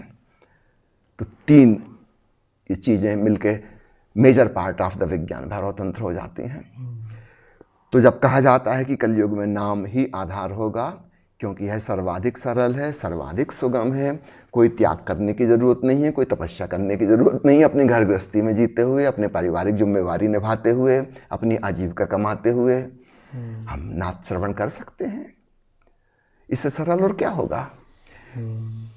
लेकिन ये आप जब ये ओमकार की बारे में बता रहे हैं, हम देखते हैं कि जो मलुख पीठ के पीठाधीश हैं अभी, वो राम नाम का ही भजन करते हैं, सिखाते हैं, उसी का राम नाम का ही कथा करते हैं। गुरु नानक देव जी ने भी ओमकार का बात कहा, लेकिन हम अगर गुरु ग्रंथ साहिब पढ़ने वाले जो गुरुद्वारे में जाएं और उनको देखें तो वही शब्द गा रहे हैं, वही वाहेगुरु कर रहे हैं, उसी में लवलीन हैं वो लोग। ज़्यादातर जितने भी संप्रदाय जो भक्त के संप्रदाय हुए, चाहे रविदास का कहें, मीरा का कहें, वो ज़्यादातर वही नाम का जप में ही लगे हुए हैं। और दिखाई देता, फिर एक किस्म से देखा जाए तो वो अच्छे संत भी दिखते हैं, लेकिन जो ये ओमकार की नाद की संबंध में जो बात है, ज़्यादातर बाहर उभर के नहीं आया था। Why it was secret, why it was hidden behind. देखिए, जब ओशो ने विज्ञान भैरव तंत्र पर प्रवचन माला दी, उसका नाम रखा था the book of the secrets. उस समय मेरी उम्र तो छोटी थी, मुझे लगता था कि इसमें ऐसी कौन सी बात होगी जिसको रहस्यों की किताब ओशो ने नाम दिया है। मैंने पढ़ा, सांस की विधि है, ये है, वो है। तुम कहिए तो साधारण सी बात है, हम भी कर सकते हैं, कोई भी कर सकता है, इसमें रहस्यमयी बात कौन सी है ना? तो पूरी चीज पढ़ के हमको कहीं समझ नहीं आया, है ना? फिर ओशो ने एक किताब का नाम अंग्रेजी में रखा है the secret of the secrets, रहस्यों का भी रहस्य। मैंने उसका खूब अच्छे से अध्ययन किया कि कौन सी बात इसमें ऐसी छुपी हुई है। और फिर धीरे धीरे फिर मेरी उम्र बढ़ी, अनुभव थोड़ा बढ़ा, है ना? फिर समझ में आया कि वो ओंकार की ध्वनि ही सबसे बड़ा सीक्रेट है। उसके बारे में कितना ही समझाओ, कितना ही बताओ, सामने वाला चूक जाता है। सीक्रेट्स ऑफ द सीक्रेट्स में एग्जैक्टली ओम का ही बात किया उन्होंने। एग्जैक्टली मैं आपको बता दूं, जब कभी ओशो से पूछा गया कि परमात्मा की क्या परिभाषा है, जी 99.9% उन्होंने कहा कि परमात्मा की कोई परिभाषा नहीं हो सकती, जी, वो हाँ, तो विराट है, हाँ, अपरिभाष्य है, हाँ, अकथनीय है, अनिर्वचनीय है। राइट, परिभाषा में तो हम सीमित कर देंगे, लिमिटेड कर देंगे, बाउंड्री बना देंगे उसकी, यहाँ से यहाँ तक ये परमात्मा, ये तो हो ही नहीं सकता, इम्पॉसिबल। परमात्मा की परिभाषा नहीं हो सकती, कहते ही झूठ हो जाएगा। झूठ हो जाएगा। ठीक है, सिर्फ इस किताब में सीक्रेट ऑफ द सीक्रेट्स में उन्होंने बताया God is defined as soundless sound. This is the only sentence I have found in one discourse number 15। ये सीक्रेट उन्होंने कहीं नहीं खोला। God is defined as soundless sound, इतने क्लियर शब्दों में कहीं नहीं कहा। फिर पकड़ में आता है कि ये किताब तो कितने लोगों ने पढ़ी, ये एक वाक्य तो चूक गए, कितनी मोटी किताब है। उसका इलाबोरेशन उन्होंने दिया, क्योंकि साउंडलेस साउंड है, अब उसको कैसे सुना जाए, उसका अच्छे से समझाया, इलाबोरेशन दिया। विज्ञान भैरव तंत्र में 12 विधियां हैं जी, और उससे संबंधित क्वेश्चन आंसर हैं। ऑलमोस्ट 20% ऑफ द विज्ञान भैरव तंत्र उसी में आ जाता है। लेकिन लोग पता नहीं कैसे चूक जाते हैं, वो सीक्रेट ही रह जाता है। गीता दर्शन में सैकड़ों बार, एक दो बार नहीं, सैकड़ों बार कृष्ण का वचन आता है, हे अर्जुन मैं ओंकार स्वरूप हूं, परमात्मा का स्वरूप कह रहे हैं, है ना। उसने कितना समझाया, कितनी विधियां बताई, अलग अलग ढंग से विधियां बताई। शिव सूत्र में चौथे प्रवचन में आता है कि चित्तम मंत्र, इसको समझाया, चित्त ही मंत्र है, भगवान शिव का वचन जी। और फिर ओशो ने कहा कि अंतिम दिन मैं तुम्हें बताऊंगा कैसे, टेक्निकल। तो चौथे प्रवचन में तो उन्होंने फिलोसॉफिकल बताया। 10वें प्रवचन में अंतिम जो था शिव सूत्र का, उसमें उन्होंने कहा कि मैंने तुमसे कहा था कि उसकी पूरी विधि बताऊंगा आज। और करीब पौन घंटा ओंकार श्रवण कैसे करना है, जब से शुरू करना है उन्होंने कहा। पहले जपो, जोर जोर से बोलो, फिर 5-10 मिनट के बाद चुप हो जाओ, मन ही मन बोलो, फिर मन ही मन मत बोलो, अब भाव से, भाव बना रहे हो, शब्द मानसिक जब भी खत्म हो गया, भावनात्मक, फील इट कि वो साउंड हो रही है, और फिर अब उसको भी छोड़ दो एंड जस्ट लिसन। अब तुमको अजपा शुरू हो जाएगा। तो पूरे शिव सूत्र ग्रंथ का क्लाइमैक्स ये जो ओशो ने दिया, और ओशो ने कहा कि इस समाधि शिविर से जाते हुए यह महामंत्र अपने साथ ले जाओ। आपको याद दिला दूं, 1974 में जब पूना आश्रम बना, उसके बाद ध्यान शिविर नाम नहीं था, समाधि साधना शिविर नाम था। और समाधि सेवा का मतलब ही होता है ओंकार में डुबकी। उसके पहले तक ओशो ध्यान शिविर ले रहे थे, क्योंकि नए नए जिज्ञासु, नए नए साधक आते थे। लेकिन 74 का समय आते आते अब बहुत लोग मैच्योर हो गए थे, परिपक्व हो गए थे, अब समाधि में डूब सकते थे। तो ओंकार में डूब जाना, विलीन हो जाना, यानी उसके साथ एक आत्मीयता हो जाना, आत्मा परमात्मा में कोई भेद ना बचे, वह अवस्था समाधि कहलाती है। और 1974 से 11 तारीख से 20 तारीख तक हर महीने समाधि साधना शिविर हुआ करता था। ओशो ने सैकड़ों बार, मैं कम कह रहा हूं, इससे भी ज्यादा बार ओंकार को समझाया। और तो और मैं अभी एक सीरीज शुरू किया हूं, उसका एक एपिसोड हो चुका है, माँ मोक्ष संगीता मुझसे सवाल पूछ रही हैं, जिसमें मैं ये बता रहा हूं कि ओशो ने किताबों के जो टाइटल चुने हैं उसमें ओम छुपा हुआ है। अबाउट 150 टाइटल्स, 650 में से 150 टाइटल्स डायरेक्ट या इनडायरेक्ट इशारा कर रहे हैं ओम की ध्वनि की तरफ। करेंगे ही, परमात्मा की जहां चर्चा होगी वहां ओंकार तो आएगा ही आएगा। बिल्कुल। हमने इस सीरीज को करने में मुझे कम से कम 10 एपिसोड लगेंगे, क्योंकि एक बार में मैं 8-10 टाइटल को ही समझा पाया, 1.5 घंटे लग गए उसमें भी, क्योंकि उसको फिर खोलना पड़ता है, विस्तार से जाना पड़ता है कि इसका मीनिंग क्या है, ओशो ने क्या बताया है। फिर मैंने वो कोटेशन सब चुने हैं, उस टाइटल के बारे में ओशो ने क्या कहा, वो किस प्रकार से बता रहे हैं। उदाहरण के लिए मान लो एक किताब का टाइटल है साहिब मिल साहिब भाई। अब ओशो ने इसको कैसा समझाया है, एग्जैक्टली फिर मैं पढ़ के सुनाता हूं, सुनो ओशो क्या कहते हैं। ओशो कह रहे हैं साहब का अर्थ है परमात्मा, अस्तित्व में गूंजता हुआ संगीत, तुम उसे सुनो। और उसको सुनते सुनते तुम वही हो जाओगे। ब्रह्म के नाद को सुनने वाला स्वयं ही ब्रह्म हो जाएगा। दृष्टा और दृश्य अलग अलग नहीं बचेंगे, अद्वैत फलित हो जाएगा। साहिब मिल, उस परमात्मा को साहिब कह रहे हैं, उससे मिलकर तुम भी साहिब हो जाओगे। भावार्थ यह है कि ओंकार की ध्वनि को सुनते सुनते तुमको भी लगेगा कि अरे, जिसको मैं कह रहा था ब्रह्म का नाद है, वह मैं ही हूं, अहम ब्रह्मास्मि। दो अलग अलग बातें नहीं, श्रोता कोई अलग से नहीं है, सिर्फ नाद ही नाद रह जाएगा। उस अस्तित्व के संगीत को साहब कहा है। अब ये ओशो ने समझाया तब समझ में आया, ऐसे तो पकड़ में नहीं आता। साहिब मिल साहिब भाई का क्या मतलब? ऐसी 150 टाइटल हैं।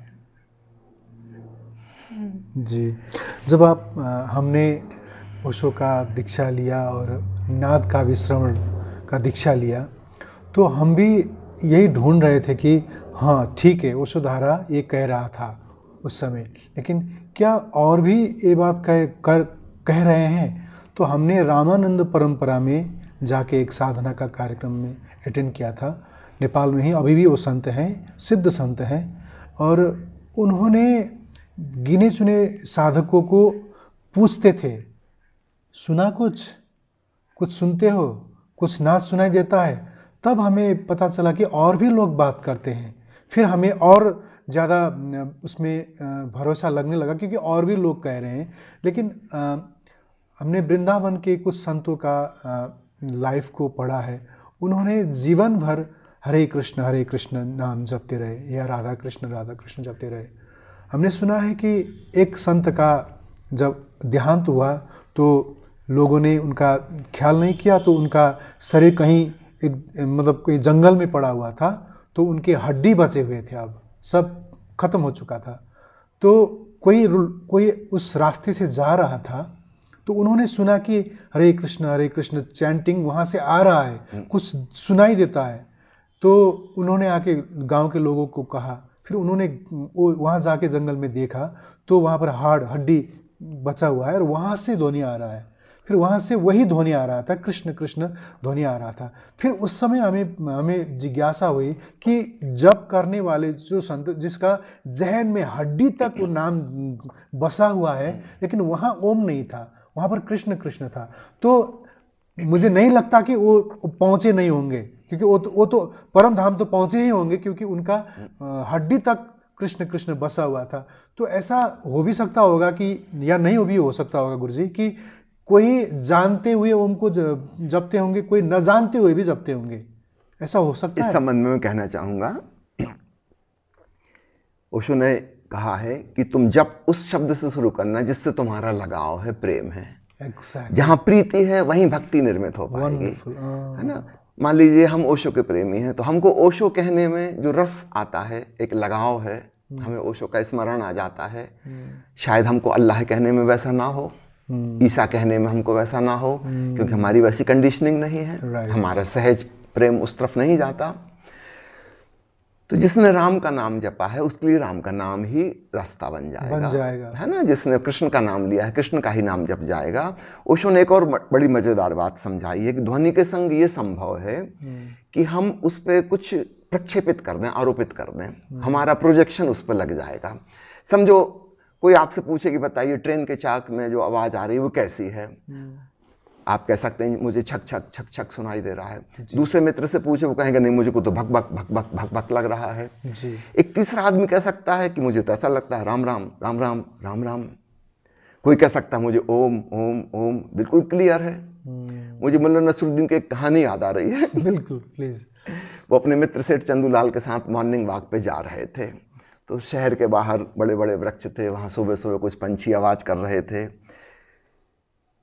सेठ चंदूलाल ने कहा, सुनो ये पक्षी की आवाज़, गौर से सुनो, कितना धार्मिक पक्षी है, ऐसा लग रहा है कह रहा है राम सिया दशरथ, राम सिया दशरथ, राम सिया दशरथ।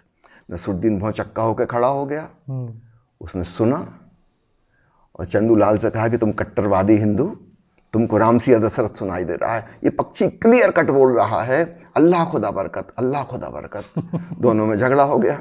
वो कह रहा है कि तुम्हारा दिमाग, तुमको ऐसा सुनाई दे रहा, वो कह रहा है तुम्हारी खोपड़ी खराब है। उनका ऐसा करते अपन किसी तीसरे व्यक्ति से जजमेंट कराएं, ठीक है। थोड़ी देर उन्होंने इंतज़ार किया। एक सब्जी बेचने वाला अपना ठेला धकाते हुए वहाँ से गुजरा, उसको रोका। उससे कहा कि भाई साहब ज़रा ये पक्षी की आवाज़ सुनो, हम दोनों में विवाद हो रहा है। मैं कह रहा हूँ ये रामसिया दशरथ कह रहा है, ये कह रहे हैं कि अल्लाह खुदा बरकत कह रहा है। तुम निष्पक्ष होकर बताओ, तुम खुद सुन के बताओ क्या कह रहा है। उस पक्षी सब्जी वाले ने आंख बंद की, गौर से सुना, वो हंसने लगा। उसने कहा ये तो बिल्कुल क्लियर कह रहा है, आलू प्याज अदरक, आलू प्याज अदरक, आलू प्याज अदरक। बिल्कुल। तो ध्वनि के साथ हम प्रक्षेपण कर सकते हैं जी। हम भीतर ऑलरेडी कुछ जप रहे थे तो हमको वैसे ही लगने लगेगा। वाल्मीकि के संबंध में कथा है कि वो मंत्र जाप भूल गए, अनपढ़ थे, राम राम की जगह मरा मरा कहने लगे। जल्दी जल्दी जपेंगे तो पलट ही जाएगा, मरा हो जाएगा, लेकिन उसके द्वारा भी उन्होंने पा लिया परम तत्व को। उस ओंकार का ज्ञान उनको हो गया, मरा मरा जप के भी हो गया। तो इससे फर्क नहीं पड़ता, लेकिन हमको मंत्र वह चुनना चाहिए जिससे हमारा लगाव हो। नहीं तो बात नहीं बनेगी, है ना। एक मुसलमान राम राम कहेगा तो कुछ मैचिंग नहीं बैठेगी, भीतर एक रेजिस्टेंस बना रहेगा, वो रिलैक्स ही नहीं होगा, वो ध्यान की घटना नहीं घट पाएगी, है ना। एक हिंदू अगर कहे अल्लाह अल्लाह तो बात नहीं बनेगी। तो जिसका सहज लगाव है उसके लिए अल्लाहू अल्लाहू करते हुए वही बात बन जाएगी। ओशो ने अल्लाहू को चुना, हु को चुना, सक्रिय ध्यान में हु को रखा। उन्होंने समझाया भी, कई बार उनसे पूछा गया कि आपने ओम ना चुन के हु को क्यों चुना। ओशो ने पूरा समझाया क्यों चुना, है ना। जिन खोजा तिन पाइयों में तो ऑलमोस्ट 1.5 आवर सिर्फ इसी पे चर्चा है कि ओम को क्यों नहीं चुना, वो क्या चाहते हैं। उन्होंने कहा कि मैं तुम्हें जो साध्य है, फाइनल आखिरी मंजिल, वो मैं तुम्हें पहले से नहीं बताना चाहता। You should reach it yourself. मैं तुम्हें दूसरा कोई शब्द दूंगा मंत्र जपने के लिए, जैसे हु दिया। एक बार उन्होंने एक ध्यान शिविर में दिया था ओ, कि रात को सोते समय केवल ओ करते हुए सो जाओ, मां नहीं, है ना। तुम इंतजार करना कभी कुछ मंत्र पूर्ण होगा, ये अधूरा मंत्र है, सिर्फ ओ, है ना। आप पढ़े होंगे शायद ये वाली ओ वाली विधि। ठीक इसी प्रकार हु के बारे में उन्होंने समझाया कि मैं तुम्हें दूसरी चीज दे रहा हूं, लेकिन परिणाम स्वरूप ओम आएगा, है ना। अगर तुम जपोगे तो फिर कंफ्यूजन हो सकता है, तुम पक्का तय नहीं कर पाओगे कि तुम्हारा ये मानसिक जप है, तुमने प्रोजेक्ट कर लिया, या वास्तविक अनुभव हो रहा है, क्योंकि हम कल्पना भी कर सकते हैं, है ना। तो मैं मंत्र ही दूसरा दे रहा हूँ, हु, उसका सीधा सीधा कुछ लेना देना नहीं ओम से। लेकिन जब कोई साधक आके मुझसे कहेगा कि हम जब तो रहे थे हु, लेकिन फिर हम चौथे चरण में जब शांत हुए फिर तो ओम जैसा सुनाई देने लगा, तब मैं समझ जाऊंगा कि ये वास्तविक अनुभव है ना, क्योंकि उसको तो पता ही नहीं था, है ना, कैसा होगा। तो ऐसे कुछ सीक्रेट की रहती हैं, डिवाइस रहती हैं। गुरु जानबूझकर कुछ ऐसा करता है, वो कहेगा कुछ और, लेकिन भीतर इंटेंशन क्या है कि हम भेद कर पाए। जैसे कृष्ण कृष्ण जपने की कह दिया, है ना, तो जो साधारण साधक है वो तो कहेगा कृष्ण, है ना, लेकिन जो रियली गहराई में चला गया वो तो कहेगा अरे वो जाप तो छूट ही गया, वो भीतर अचानक ये प्रकट हो गया। तब गुरु समझ जाएगा कि वो कहेगा शाबाश, यही चाह रहे थे हम, लेकिन जनरल पब्लिक को वो नहीं कहेगा। तो ये डिवाइस छुपी हुई, है ना। तो अतीत में खूब छुपा कर रखा गया था, इसको सीक्रेट रखा गया था, अपने बहुत निकट वाले परिचित को ही बताते थे। ओशो की एक किताब है ancient music in the pines, उसी ओंकार की चर्चा है। हेराक्लाइटस के ऊपर जो प्रवचन माला, उसका शीर्षक है द हिडन हार्मोनी, वो छुपा हुआ संगीत। जापान के जैन फकीरों के ऊपर जो प्रवचन मालाएं हैं, उसका सबसे कॉमन पॉइंट है the sound of one hand clapping.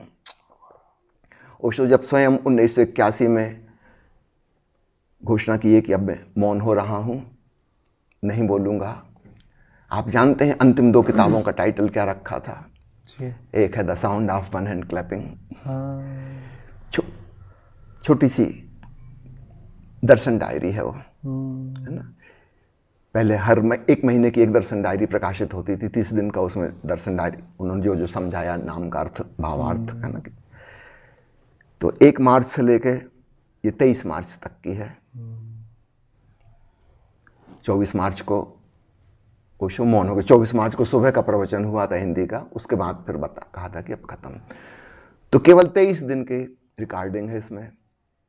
आप जानते हैं उन्होंने कितनी बार उसमें कहा the sound of one hand clapping, can you imagine? 23 दिन में 80 बार। Oh my god, that means almost 4 times every day. यही समझाया, the sound of one hand clapping, the sound of one hand clapping, the sound of one hand clapping. क्योंकि इसके बाद वो silence में जा रहे हैं, वर्ज पे बस यही होगा। अभी तक बोल रहे थे इतने सालों से, इसी की तरफ इशारा कर रहे थे। Now this is the last, है ना। अब उस ध्वनि को सुनो, उसके बाद तो फिर परम मौन है, फिर तो उसका आगे कुछ नहीं है। हिंदी की जो प्रवचन माला है उसका नाम रखा था आखिरी वाली, बहु तेरे हैं घाट। बहु तेरे हैं घाट। इसमें 4 दिन का है। इसमें आपने जो शुरुआत में एक सवाल पूछा था उसका उत्तर भी मिल जाएगा। संत पलटू साहब का वचन है ये कि जैसे नदी एक है, बहु तेरे हैं घाट। एक नदी है लेकिन बहुत सारे घाट हैं। गंगा पर कितने घाट हैं, गंगोत्री से लेकर बंगाल की खाड़ी तक सैकड़ों घाट, और भी नए बनाए जा सकते हैं। हमें इस पार से उस पार जाना है, किसी भी घाट से हम उतर सकते हैं, है ना। तो पलटू साहब का कहना है कि सब घाट का एक ही उपयोग है उस पार जाने के लिए। और उस पार क्या है? पलटू साहब कहते हैं उस पार है नाम। हमें जाना है नाम में, ओम में। उस पार वो है। इस पार सैकड़ों घाट हैं, अर्थात विधियां, डिवाइसेस अलग अलग हो सकती हैं। जितनी हो बन चुकी हैं, इसके अलावा और बन सकती हैं। ओशो ने ही सैकड़ों विधियां बनाई, आने वाले समय में और बनेंगी। लेकिन फाइनल पहुंचना कहाँ है? उस पार का मतलब परमात्मा में पहुंचना है, नाम में पहुंचना है। जैसे नदी एक है, बहु तेरे हैं घाट, लेकिन पहुंचना है नाम में। ये आखिरी किताब का शीर्षक 1981 की बहु तेरे हैं घाट। और ओशो की वो जो मैंने 1962 वाले प्रवचन की चर्चा की, जिसमें वो कह रहे हैं सर्वांगीण साधना। तो हम घाट में जो विरोध था पहले, उसको छोड़ दें। अगर पूरी मनुष्य जाति के लिए अध्यात्म अवेलेबल होना है तो फिर वो संकीर्ण रास्ते नहीं हो सकते। बस यही ठीक है और बाकी सब गलत है, और फिर सांप्रदायिकता पैदा हो जाएगी, कट्टरवादिता आ जाएगी और मारकाट शुरू हो जाएंगे। उस पार जाना तो भूल ही जाएंगे, यही लड़ाई भड़ाई में लग जाएंगे। बिल्कुल, जो आपने ये अभी जो कहा है कि अभी यही सब हो रहा है आज ओशो जगत में और भी अध्यात्म के जगत में। और जो ओशो के शिष्य हैं, ओशो के जितने भी संस्थाएं बने हुए हैं, उनमें भी ये गाली गलौज चल रही हैं और संस्थाएं टूट रही हैं, जुड़ रही हैं। इससे भी गाली गलौज ही चल रहा है। इसी प्रसंग में अब हमने बहुत दार्शनिक प्रवचन किए, फिर भी जो प्रैक्टिकल बात है वो भी थोड़ा आपसे पूछना चाहूँगा। जो विगत में अभी 1-2 साल में जो हुआ है ओशोधारा के बीच में, और इस विषय से ज़्यादातर नेपाल में रहने वाले नेपाली जो सन्यासी हैं और भारत में रहने वाले भी, उनको थोड़ा सा दुख भी लगा है और थोड़ा सा उलझे भी हुए हैं कि हम किसके साथ लगें। क्योंकि आप ओशो के जो प्रेमी थे नेपाल में, ओशोधारा में जितने लगे हुए थे, वो 3 ही गुरु को बहुत श्रद्धा से प्रेम करते थे। और जब गुरुओं का दो संस्थाएं बनी हुई हैं अभी, तो कोई इधर चल रहा है, कोई उधर चल रहा है। और इधर चलने वाले लोग कह रहे हैं कि वो तो इधर नहीं आए, और इधर चलने वाले कह रहे हैं कि वो तो इधर नहीं आया, देखो वो उधर चला गया। तो कभी कभी इससे द्वेष भी सृजना हो रहा है और कभी कभी दुविधा हो रही है, क्योंकि हम तो बटे नहीं हुए थे। कहाँ एक गलत हुआ, कहाँ पर भूल चूक हुई, इस संबंध में कुछ प्रकाश। इसको मैं गलत वाली दृष्टि से नहीं देखूंगा, इसको मैं बहुत पॉजिटिव दृष्टि से देखता हूँ जी। एक बार ओशो से किसी ने पूछा था कि गौतम बुद्ध के विदा होने के पश्चात उनका धर्म 36 संप्रदायों में बट गया, जो सब एक दूसरे के विरोध में है ना?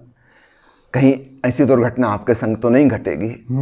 ओशो ने कहा इसको दुर्घटना मत कहो, बुद्ध ने इतना योगदान दिया है, वो एक संकीर्ण से धारा में नहीं समा सकता जी। ये तो बहुत सी धाराओं में जगह जगह बहेगा, अलग अलग ढंग से बहेगा। और ओशो ने कहा बुद्ध के तो 36 हिस्सों में बट गया, मैंने तो बुद्ध से बहुत ज़्यादा दिया है, मेरी तो 360 धाराएं बनेंगी है ना। तो ओशो इसको दुर्घटना की तरह नहीं देख रहे। एक वृक्ष जब बड़ा होता है, तने से शाखाएं निकलती हैं, शाखाओं से उपशाखाएं निकलती हैं और उपशाखाएं निकलती हैं, छोटी छोटी डालें, फूल, पत्तियां सब आते हैं। तो जितना बड़ा वृक्ष होगा उतनी ही ज्यादा शाखाएं प्रशाखाएं होंगी। तो इसको मैं सौभाग्य की तरह देखता हूं, इसको मैं दुर्भाग्य नहीं देखता, है ना। जिन लोगों के मन में कंफ्यूजन है वो अपना कंफ्यूजन समझें, वह कैसे दूर हो। जो घट रहा है वो बहुत सुंदर है ना। शाखाओं में से प्रशाखाएं निकल रही हैं, तो और भी सुंदर और बेहतर और बारीक चीजें होती चली जाती हैं। और यही विधि हो सकती है सारे जगत में ओशो की बात फैलने की। हम किसी एक संस्था को, एक मकान को, एक तीर्थ स्थान को लेके चलेंगे, फिर वो विश्वव्यापी नहीं हो सकता, उसका फैलाव नहीं हो सकता।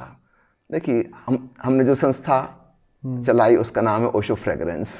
आपका नाम भी सुवास मतलब फ्रेग्रेंस, फैलता हुआ, है ना। हमारे मन में भी यही ख्याल था कि हम संकीर्ण चीज़ों में कहीं बांधे ना, फैलती जाए ओशो की खुशबू। तो वो तभी फैल सकती है जब हम जो नए नवागंतुक हैं, नए नए लोग आ रहे हैं, उनको हम उनकी फ्रीडम दें, वो अपने ढंग से अपना जीवन जिए, जो जैसा कि ओशो ने हमको दिया। ओशो ने हमको कोई बने बनाए मार्गदर्शन तो नहीं दिए, ओशो ने किसी को उत्तराधिकारी तो नहीं बनाया।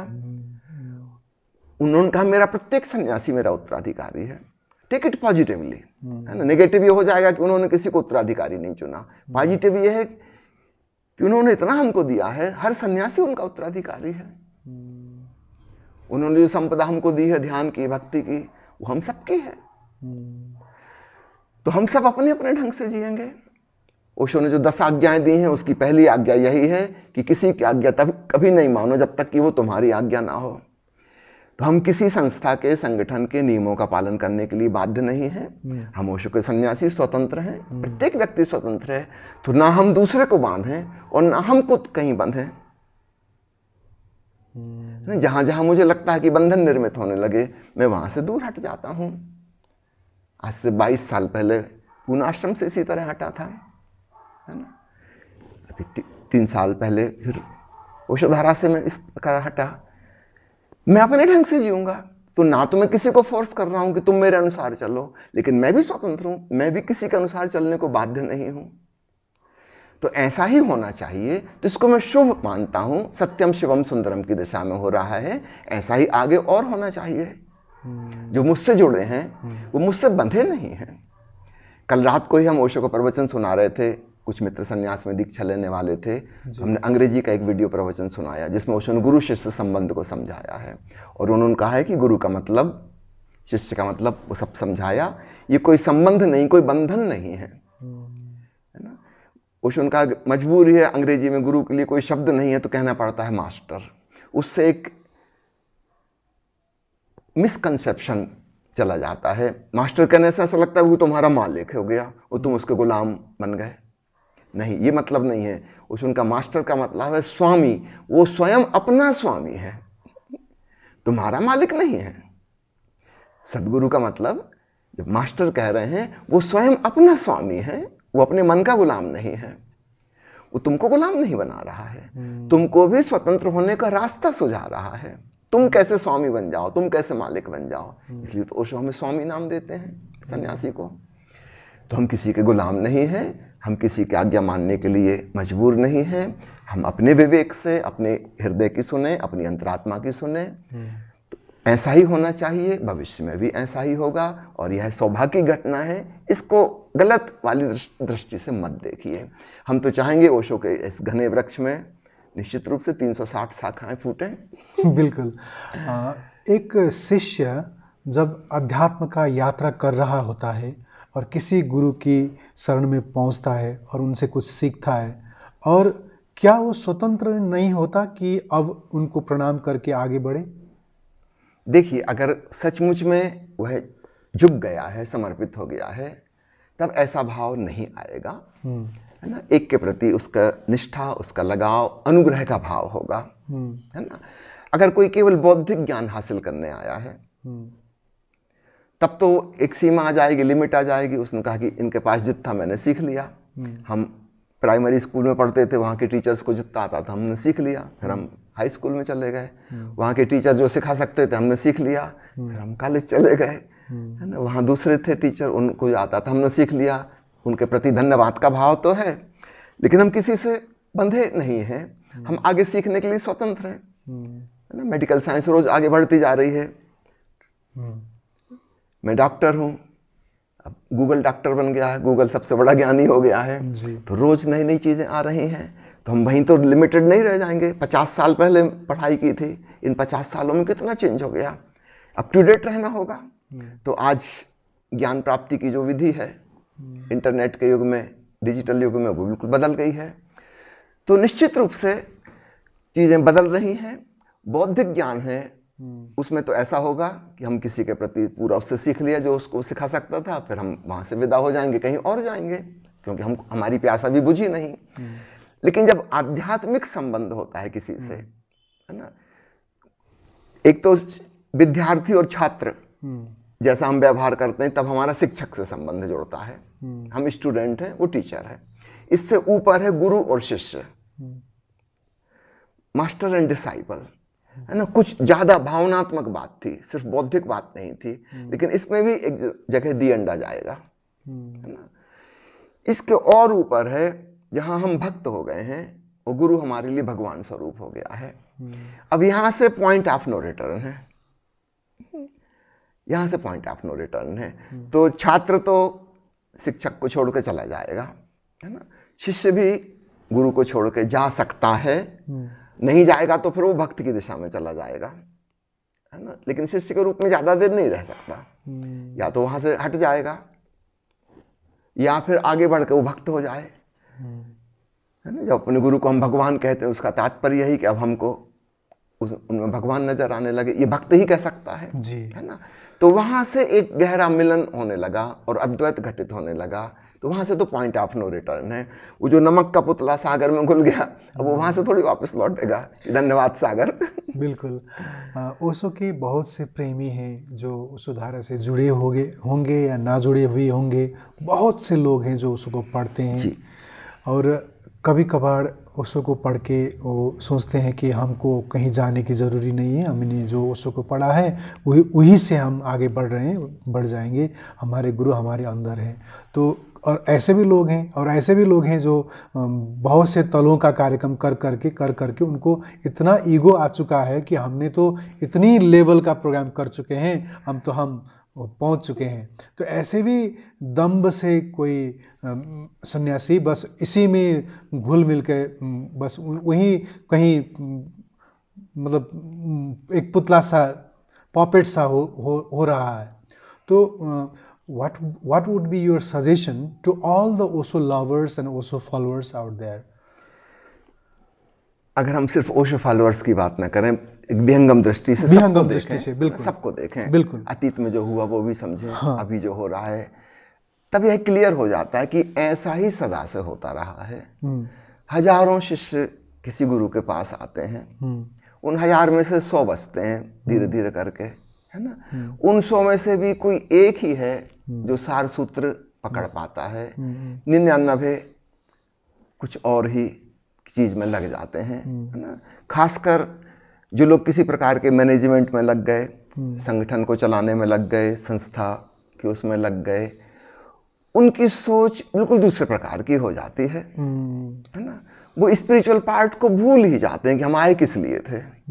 हम इसलिए तो नहीं आए थे, हम ओशो के पास किस लिए आए थे? हम सत्य की खोज में आए थे, हम पिघलने के लिए, मिटने के लिए आए थे। लेकिन जब एक संस्था को कोई तो संभालेगा जी, नेचुरली वो ड्यूटी किसी को मिलेगी, धीरे धीरे वो भूल जाते हैं कि हम खुद ही एक जिज्ञासु की तरह आए थे। वो मैनेजर बन जाते हैं, वो दूसरों पर शासन करने लगते हैं, दूसरों का एक्सप्लॉइटेशन करने लगते हैं, और वह सारी बात बदल जाती है।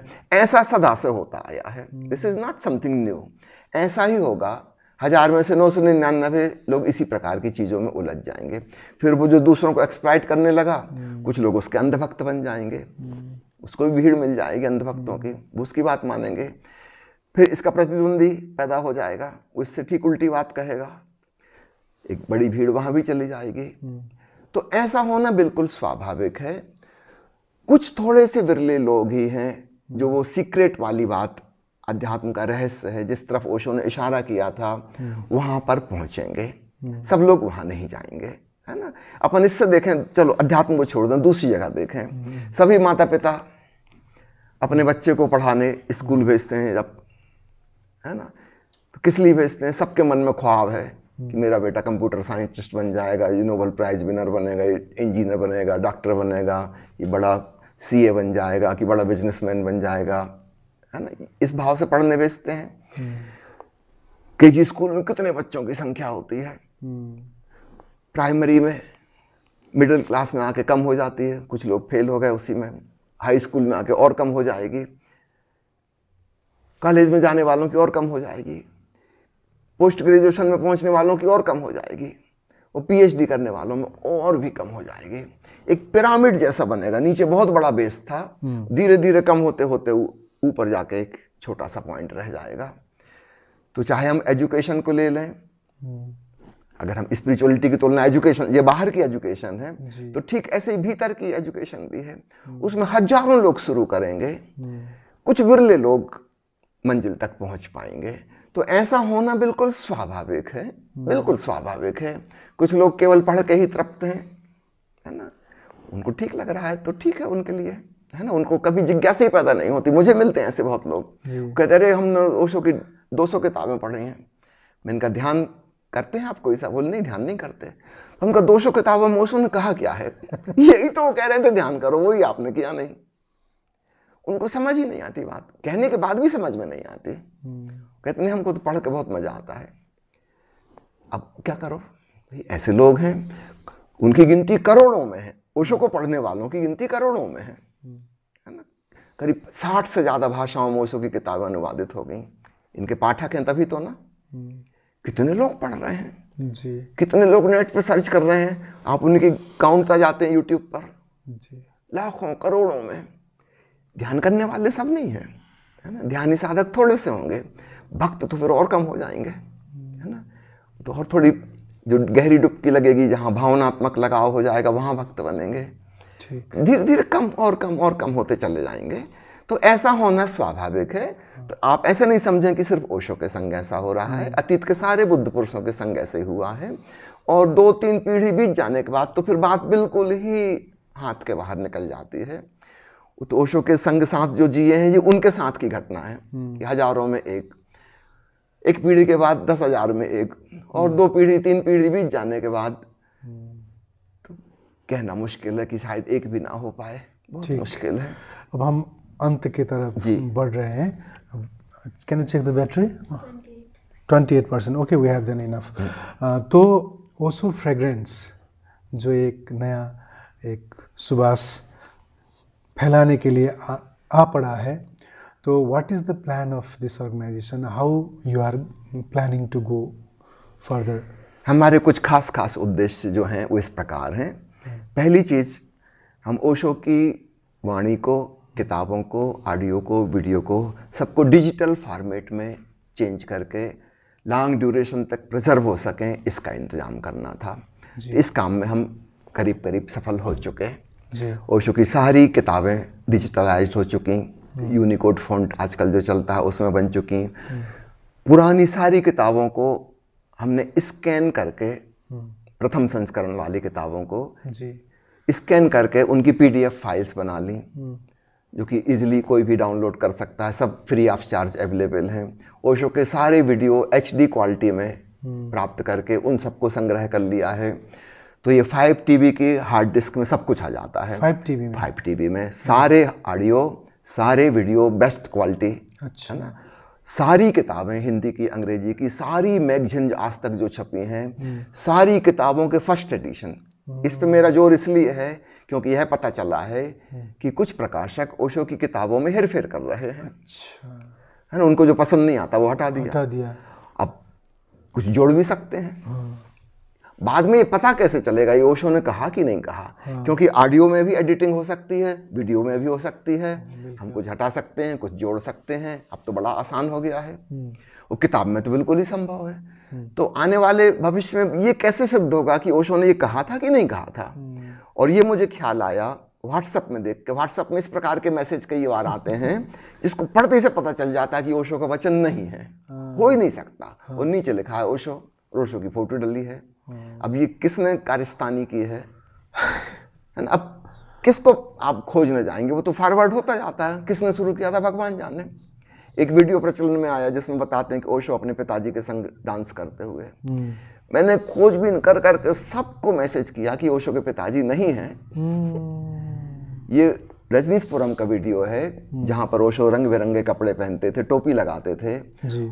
मेरे पिताजी तो 1979 में ख़त्म हो गए, तब ओशो रंगीन कपड़े नहीं पहनते थे, टोपी नहीं लगाते। उस समय के जो भी चित्र हैं वो बिना टोपी के चित्र हैं। ओशो सफ़ेद गाउन पहनते थे। पिताजी तो 79 में ख़त्म हो गए, रजनीशपुरम तो 82 में गए ओशो। ये वहाँ का चित्र है, प्रेस कॉन्फ्रेंस में ओशो जा रहे हैं, है ना। अब किस किस को समझाने जाओ, उसको कैसे रोको? वो तो जिसके पास आता है वो फॉरवर्ड कर देगा। तो ये सारी कठिनाई देख के मेरे मन में ख्याल आया कि ओशो की फर्स्ट एडिशन किताबों का स्कैन किया जाए। अब फोटोग्राफ में तो कोई हेर फेर कर नहीं सकता। हाँ। तो सारी हिंदी अंग्रेजी की किताबें शुरुआत से लेके युक्रांत पत्रिका, ज्योतिषिखा पत्रिका जितनी भी छपी थी सबकी स्कैन करके उस रूप में, डिजिटल रूप में कर ली, क्योंकि कागज को तो हम ज़्यादा समय नहीं बचा पाएंगे। वो तो 50-60 साल पुरानी मैगजीन तो सड़ने लगी, गलने लगी, है ना, उसको दिमक खा जाएगी थोड़े दिन में, कि डिजिटल फॉर्मेट में तो सुरक्षित रहेगी। तो ये एक बहुत बड़ा टारगेट हमारे पास था कि इस काम में लगना है, और हमारे बहुत सारे मित्रों ने इसमें खूब मदद की। तो ये वाला काम एक कंप्लीट हो गया। इसको हमने 5 TB के हार्ड डिस्क में कर लिया। इसके साथ साथ हमारे कोई मित्र हैं परिचित, उन्होंने खर्च करके इसको गूगल ड्राइव पे अपलोड कर दिया। ताकि कोई भी व्यक्ति को एक भी पैसा खर्च करने की ज़रूरत नहीं है। आप उस लिंक पे क्लिक कीजिए और आपको जो मर्जी हो डाउनलोड कर लीजिए। तो इस प्रकार के फिर हमने वो बनाने शुरू किए PDF। ये लिंक कहाँ पर मिलेगा? हम आपको देंगे सब कुछ, और आप जी भर के शेयर कीजिए, सबको शेयर कीजिए, है ना। जिन मित्रों ने गूगल ड्राइव बनाई है उनका नाम हम इस वीडियो के नीचे भी ये लिंक डाल देंगे। जब आप हमको सेंड करेंगे तो लोग इसे डाउनलोड कर सकते हैं। ठीक है, मैं आपको एक व्हाट्सएप पे जो खुल जाता है आसानी से, जी, है ना, क्योंकि गूगल ड्राइव खोलना सब लोगों को आता भी नहीं है। तो मैं आपको एक दूसरा फॉर्मेट में दूंगा जिसमें ओशो की सारी किताबों के नाम लिखे हैं। आप उस पर टच कर दो, उसका ऑडियो खुल जाएगा। किताबों का भी उसी प्रकार, तो जैसे किताब का नाम लिखा है उसके आगे निशान बना है किताब का, आप उस पर टच कर दो तो किताब डाउनलोड हो जाएगी। ऑडियो का निशान बना, उस पर टच कर दो तो ऑडियो खुल जाएगा। अगर उसका वीडियो अवेलेबल है तो वीडियो दिखने लगेगा तुरंत ही। तो ये सबसे आसान है। तो ये डॉक्यूमेंटेशन वाला बात हुआ, एक काम ये था जी। तो इसके माध्यम से हम ओशो की शुद्ध देशना को और बहुआयामी देशना को फैलाना चाहते हैं। तो दूसरा काम हमारा ये था कि ओशो की प्रवचन मालाओं पर आधारित ध्यान शिविर हों। तो ये एक नई चीज़ शुरू की जी। इसके पहले तय क्या थी, 3 दिन का ध्यान शिविर चलता है, उसका एक फिक्स्ड फॉर्मेट है। ये 5-6 विधि उसमें हो गई, खेल खत्म, पिकनिक जैसे लोग आए करके चले गए, सीख के चले गए। हमको ये बात थोड़ी सी कमी लग रही थी, इसमें अधूरापन लग रहा था जी। तो ओशो ने एक प्रवचन माला में जो समझाया है, तो उस प्रवचन माला का सार सूत्र कॉम्पैक्ट रूप में हम प्रस्तुत करें। समझो मान लो 20 प्रवचन है नारद भक्ति सूत्र में, और हमारे पास समय है सिर्फ 7 दिन का। अब हमें चुनना होगा।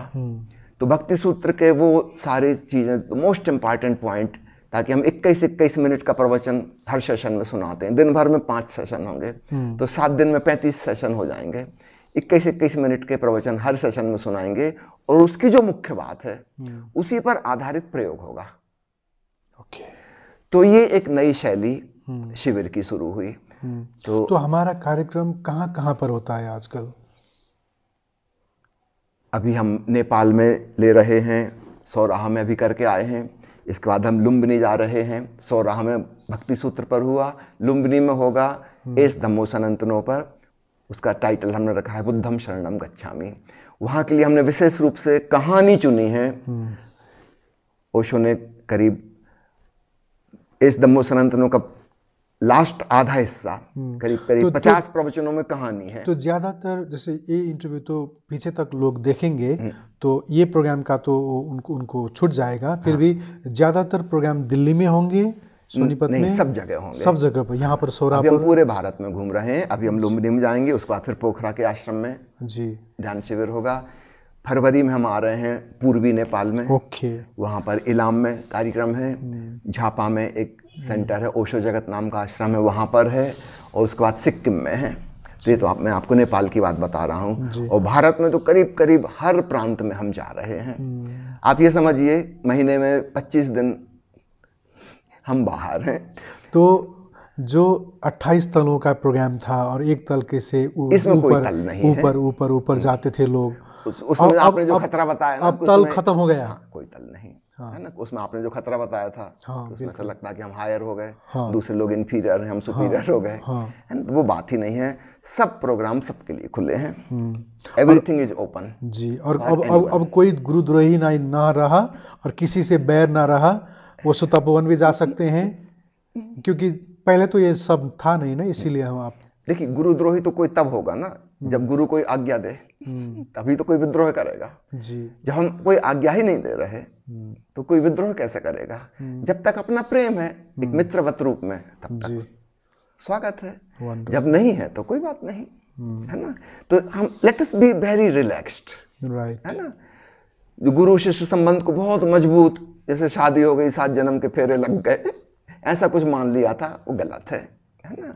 कोई बंधन नहीं होने चाहिए। जब हमारी चाहत मुक्ति की है, फाइनल मोक्ष, तो उसकी शुरुआत भी स्वतंत्रता से हो, वहां बंधन क्यों।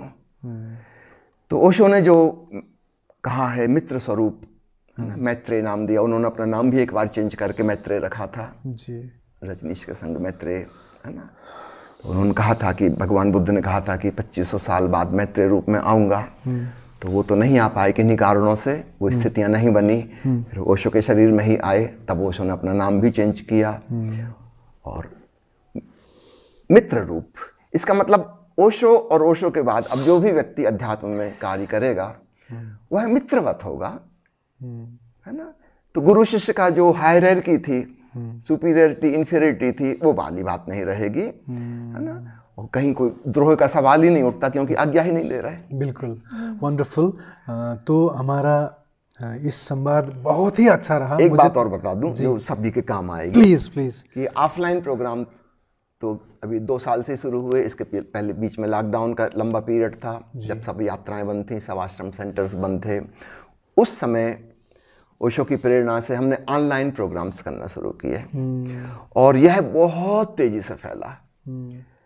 अभी हफ्ते में 2 बार, एक हफ्ते 2 अल्टरनेट वीक प्रोग्राम चलता है ऑनलाइन, और इसमें लगभग 1000 लोग हर महीने अटेंड करते हैं। इसमें फिर भारत और नेपाल के ही नहीं, यूरोप के भी, अमेरिका के भी, ऑस्ट्रेलिया के भी, कनाडा के भी, सब तरफ के लोग, क्योंकि इसमें टाइम का बंधन नहीं है। हमारा प्रोग्राम तो होता है भारतीय समय के अनुसार सुबह 6:30 से 8, 1.5 घंटे का, लेकिन उसकी रिकॉर्डिंग फिर अवेलेबल रहती है, कोई कभी भी अटेंड कर सकता है। तो वो समय का बंधन छूट गया अलग अलग महाद्वीपों का, जिसको जब मौका मिल जाए तब कर सकता है। तो लगभग 1000 व्यक्ति प्रति माह इसमें भाग ले रहे हैं, बहुत बड़ा नंबर है। और साधना में एक कंटिन्यूटी बनी। जब हम कहीं जाते हैं शिविर करने, तो हम 3 दिन 6 दिन अटेंड करके फिर घर आ गए, फिर वो छूट गया, तो कुछ गहरी बात नहीं बनती जी। एक कंटिन्यूटी चाहिए। तो ऑनलाइन ये शुरुआत हुई, तो कोरोना की बीमारी बड़ी करुणादायी सिद्ध हुई। एक नया प्रयोग हुआ, और वो प्रयोग बड़ा सफल हुआ। इसको हम नहीं बंद करेंगे। अभी हमारा आश्रम सोनीपत जिले में कमासपुर नामक जगह है, उसमें एक मुर्शिदपुर जगह, वहाँ पर आश्रम निर्माण हो रहा है, और पूरी उम्मीद है कि 21 मार्च ओशो के संबोधि दिवस पर उसका शुभारंभ हो जाएगा, उम्मीद है मेरी।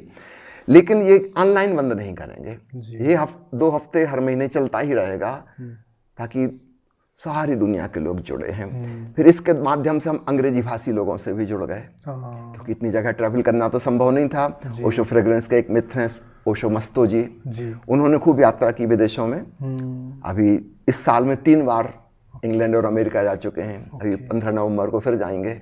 सितंबर में गए थे, नवंबर में फिर उनको बुलावा आया है, तो 3 जगह उनका शिविर होगा। उसमें माम प्रिया जी और मैं ऑनलाइन उसमें जुड़े रहते हैं, तो एक सेशन हम भी प्रतिदिन उसमें लेंगे। तो इस प्रकार अंग्रेजी भाषी मित्रों के साथ भी खूब बड़ा संपर्क बन गया, जो कि अदरवाइज संभव नहीं था। ऑनलाइन हमारे खूब इंटरव्यू अंग्रेजी में हुए जगह जगह, हिंदी में तो खूब आ ही रहे हैं, है ना। आज आप इंटरव्यू ले रहे हैं, कल 2 टेलीविज़न स्टेशनों पर इंटरव्यू है, परसों यहाँ पब्लिक स्पीच है। उसके बाद नर्सों जाने के पहले एक योगा सेंटर के आचार्य हैं, ओशो के प्रेमी हैं, उनके 80 योगा सेंटर्स हैं काठमांडू में। तो उन्होंने बुलाया है उनके शिष्यों के बीच सत्संग के लिए। इस सब की फिर रिकॉर्डिंग बाद में यूट्यूब पर भी आ जाएगी। है ना। श्रद्धा चैनल पर हमारा कार्यक्रम हर हफ्ते आता है। तो डिजिटल रूप में हम आज के युग के अनुसार हम फैल रहे हैं। तो हम कागज की किताब अब नहीं छपवाते। एक और खुशखबरी आपको सुना दूं, ओशो सुगंध नाम की एक पत्रिका छापते हैं, ई मैगजीन, है ना। वो व्हाट्सएप में या ईमेल में आपको प्राप्त हो जाएगी। और चूंकि उसको बनाने में हमारा खर्च बहुत कम होता है, इसलिए उसका कोई चार्ज भी नहीं रखा, फ्री ऑफ चार्ज है। उसमें सब चीज़ों की लिंक्स हैं, है ना। मान लो एक प्रवचन की टाइटल है, तो एक पेज उसका छपा हुआ है और आगे आपको पढ़ना है या सुनना है, यहाँ क्लिक कीजिए, वो वाला ऑडियो शुरू हो जाएगा। तो इस प्रकार से बहुत संक्षेप में कुछ ही पेजों में बहुत विस्तीर्ण सामग्री उपलब्ध है। तो हर चीज़ के टाइटल्स हैं, आप अपनी पसंद का कोई क्वेश्चंस लिखे हैं, आपको उसका उत्तर सुनना है, उसने क्या कहा, आप वहाँ टच करेंगे वो खुल जाएगा। ये बहुत ही आसान हो गया। तो कागज़ की किताब छापने की हमारी कोई उत्सुकता नहीं है। हम ई बुक्स बना रहे हैं, अमेजॉन पर हमारी करीब 10 ई बुक्स अवेलेबल हैं। ई मैगजीन बना रहे हैं, फ्री ऑफ चार्ज डिस्ट्रीब्यूट करते हैं। और जैसे अभी अंक आएगा 11वां अंक नवंबर में, है ना। 11वें अंक में पिछले 10 अंक के भी शॉर्टकट रहेंगे। उस पर लिखा है अंक 1, आप उसको टच करेंगे तो अंक 1 वाला खुल जाएगा, क्योंकि नेट पे तो वो अवेलेबल है सब, है ना। तो कुछ भी मिस इसमें लॉस नहीं होगा कभी कि हमने पिछले अंक में ये वाली चीज़ चूक गए। टच करिए और वो खुल जाएगा। तो हम खूब आधुनिक ढंग से ओशो की बात को नए ढंग से प्रस्तुतिकरण कर रहे हैं। तो ओशो फ्रेग्रेंस का एक हिस्सा ये हो गया।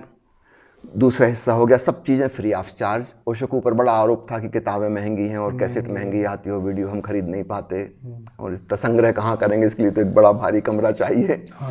अब कुछ करने की ज़रूरत नहीं है, जेब में आ जाती है छोटी सी हार्ड डिस्क, और वो भी खरीदने की ज़रूरत नहीं है, गूगल ड्राइव में अवेलेबल है ऑन लिंक, है ना। आप उसकी भी ज़रूरत नहीं है, आपके मोबाइल में ही सब कुछ आ जाएगा, आप जो चाहोगे तुरंत, है ना। ई मैगजीन बना रहे हैं। और दूसरा, ओशो ने जिस प्रवचन मालाएँ दी हैं उन पर आधारित शिविर हो रहे हैं। तो हम जहाँ भी जाते हैं एक बिल्कुल नया शिविर होता है जो पहले कभी नहीं हुआ। ओशो ने इतना ज़्यादा खजाना हमें लुटाया, हम क्यों कंजूसी करें कि 4-5 ध्यान की विधियों तक लिमिटेड कर दें। तो हम उसको विस्तीर्ण रूप दे रहे हैं। तो अभी तक हम करीब करीब 50 शिविर कर चुके हैं अलग अलग प्रवचन मालाओं पर। आज तक कुछ रिपीट नहीं हुआ। हाँ, एक अभी रिपीट होने जाएगा वहाँ झापा में। उनका विशेष आग्रह है कि फरवरी में शिवरात्रि पड़ रही है, तो आप शिव सूत्र प्रवचन माला पे कीजिए। वो एक बार हम हिसार में कर चुके हैं, पर हमने उसमें भी डिफरेंस रखेंगे, क्योंकि इतना समय तो नहीं होता कि पूरी प्रवचन माला सुना सकें। जो पार्ट वहाँ सुना चुके हैं वो वहाँ नहीं सुनाएंगे। तो जो मित्र वहाँ के भी आएंगे उनके लिए भी वह नया होगा। तो इस प्रकार से हमारी ज़िंदगी छोटी पड़ जाएगी। उसने 650 प्रवचन मालाएँ दी हैं, हमारी ज़िंदगी छोटी पड़ जाएगी। तो हम संकीर्ण दायरे में ओशो को क्यों बांध रहे हैं, है ना। उन्होंने उसके ठीक विपरीत बात भी कहीं कही है, एक बिल्कुल नई दृष्टि से कोई बात कही है। तो हम उस विस्तीर्ण आयामों में जाना चाहते हैं, और इसमें कोई हायरार्की नहीं है, कोई तल नहीं है, कोई भी कभी भी ज्वाइन कर ले। लवली लवली, जैसा नाम है वैसे ही फैल रहा है। Wonderful, so nice to have you in our show. It was really nice to talk to you. इतने अच्छे सब्जेक्ट में बात हुई है। ज़्यादातर ओमकार के संबंध में जो बात हुआ बहुत ही महत्वपूर्ण बात था, और जितने भी कन्फ्यूजन्स थे सन्यासियों का, साधकों का, उनको भी आपने संबोधन कर दिया है। बहुत अच्छा लगा आपसे बात करके। मुझे भी बहुत अच्छा लगा। It was really wonderful. आपको धन्यवाद देना चाहता हूँ, और आपके माध्यम से बहुत से जिज्ञासुओं तक, अध्यात्म प्रेमियों तक बात जाएगी। अंत में कुछ कहना चाहते हैं जो प्रत्यक्ष देख रहे हैं हमें? बस वही बात कहना चाहता हूँ कि सिर्फ पढ़ते सुनते मत रहना, कुछ करना भी होगा, है ना। जब हम कुछ पढ़ते हैं सुनते हैं, वो ऐसा हो गया कि हम एक नक्शा का अध्ययन कर रहे हैं। पर नक्शा का अध्ययन कर किस लिए रहे हैं अगर हमको यात्रा ही नहीं करनी, कहीं जाना ही नहीं है, है ना। मेरे एक मित्र हैं, उनको पूरे इंडिया का रेलवे टाइम टेबल कंठस्थ रहता है। उनसे कहीं का भी पूछ लो, फलानी जगह से फलानी ट्रेन कब जाती, कितने बजे जाती है। जब टाइम चेंज हो जाता है, अक्सर अप्रैल और अक्टूबर में रेलवे टाइम टेबल चेंज होता है, वो बेचारे 1 महीने परेशान होते हैं, उसी में लगे रहते हैं। वो पूरा टाइम टेबल फिर से पढ़ेंगे, फिर पूरा याद कर लेंगे। वो चलते फिरते एनसाइक्लोपीडिया हैं। और वो सज्जन खुद कहीं यात्रा नहीं करते, वो कहीं नहीं जाते। तो मैं निवेदन करता हूं ऐसा पागलपन नहीं करना जी। जानकारी का हम क्या करेंगे, है ना। जानकारी इसलिए हम प्राप्त करते हैं कि हमको कुछ करना है, कुछ जानना है। एक महिला कुकिंग बुक पढ़ रही है और पूरी कुकिंग बुक, रेसिपी बुक उसने रट डाली और उस पर वो वाद विवाद भी कर सकती है, बहुत अच्छी ज्ञानी हो गई है, किसी से लड़ भी सकती है, किसी को हरा भी सकती है कि ये वाली रेसिपी ऐसी ठीक है, ये वो वाली रेसिपी गलत है। और वो किचन में कभी जाती नहीं, खाना कभी पकाती नहीं, और परिवार वाले भूखे बैठे हैं और स्वादिष्ट भोजन के लिए तरस रहे हैं। ऐसी गलती मत करना, है ना। आप मेरे को यूट्यूब में या टीवी में देख रहे होंगे, तो मेरी बात सुन के आपसे निवेदन करता हूँ, ओशो फ्रेग्रेंस की वेबसाइट पर आप क्लिक कीजिए, ओशो फ्रेग्रेंस की यूट्यूब चैनल को क्लिक कीजिए और देखिए हमारे कहाँ कौन से प्रोग्राम हो रहे हैं। हमारी एक मोबाइल ऐप भी है जिसका नाम है ओ मेडिटेट, मेडिटेशन वाला मेडिटेट, और ओशो का ओ उसके सामने वन सिंगल वर्ड, ओ मेडिटेट। आप अपने मोबाइल में इसको डाउनलोड कीजिए और उससे आप अपडेट होते रहेंगे, हमारे आने वाले कार्यक्रमों के बारे में आपको पता चलता रहेगा। और ओशो सुगंध पत्रिका आप बुलाना शुरू कर दीजिए। आप सिर्फ हमको नंबर भेज दीजिए, किस नंबर पर भेजना है हम आपको भेजते रहेंगे। इस प्रकार आप साधक बनिए, सिर्फ पाठक, सिर्फ दर्शक मत रहिए, इससे कुछ फायदा नहीं, है ना। जरा सोचो, उस आदमी को हम पागल ना कहेंगे जिसको रेलवे टाइम टेबल पूरा याद है और यात्रा कभी वो करता ही नहीं, कहता हमको कहीं जाना ही नहीं। उसका ज्ञान किस काम का, उस कम से कम उसके काम का तो नहीं, दूसरों के लिए हो सकता हो उपयोगी हो, उसके किसी काम का नहीं। तो आपसे यही निवेदन है कि केवल पाठक, केवल दर्शक, केवल श्रोता होने पर मत रुक जाइए, साधक बनिए। और याद रखना, वहां भी रुकना नहीं है, उसके भी आगे मंजिल है। साधक ही मत बने रहना, आपको सिद्ध भी होना है, आपको बुद्ध भी होना है, वो मंजिल है, वहां तक पहुंचना है और वहां पे भी मत रुक जाना। सिद्ध और बुद्ध होकर आपको बोधिसत्व भी होना है, जो जाना है उसको फिर थोड़ा बताना भी। जब आपका फूल खिल गया तो उसकी फ्रेग्रेंस, उसकी सुवास उड़ाना भी, तब जाके पूरी बात बनी। एक फूल खिल गया और उससे सुवास नहीं उठती, इसको हम पूर्ण खिलावट नहीं कहेंगे, कुछ कमी रह गई। बौद्ध धर्म में 2 शब्दों का उपयोग होता है, अरहत और बोधिसत्व।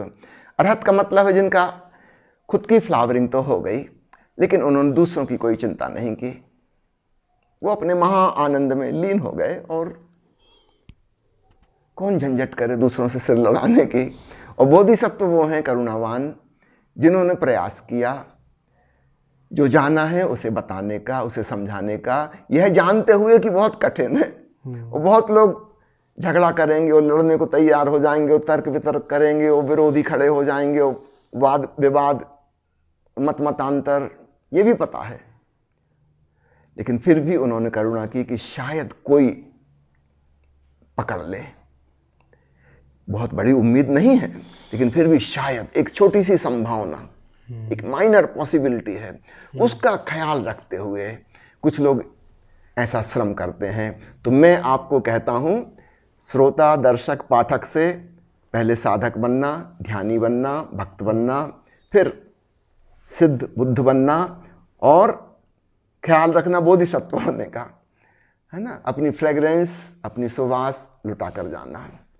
ठीक है Subhash ji, wonderful, thank you very much for blessing us. आपका नेपाल का जो अभी रहनी है अच्छा रहे। I wish you have a wonderful stay here and thank you very much and please bless us. जय ओशो, जय ओशो। हवस् त, यो कार्यक्रम हेर्ने सम्पूर्ण दर्शकवृन्दहरूलाई आभार व्यक्त गर्दै र यहाँ पनि बस्ने सम्पूर्ण भक्तहरूलाई पनि आभार व्यक्त गर्दै क्यामेरामा साथ दिने बबीलाई पनि धन्यवाद दिँदै कार्यक्रमबाट बिदा हुन्छौँ। नमस्कार।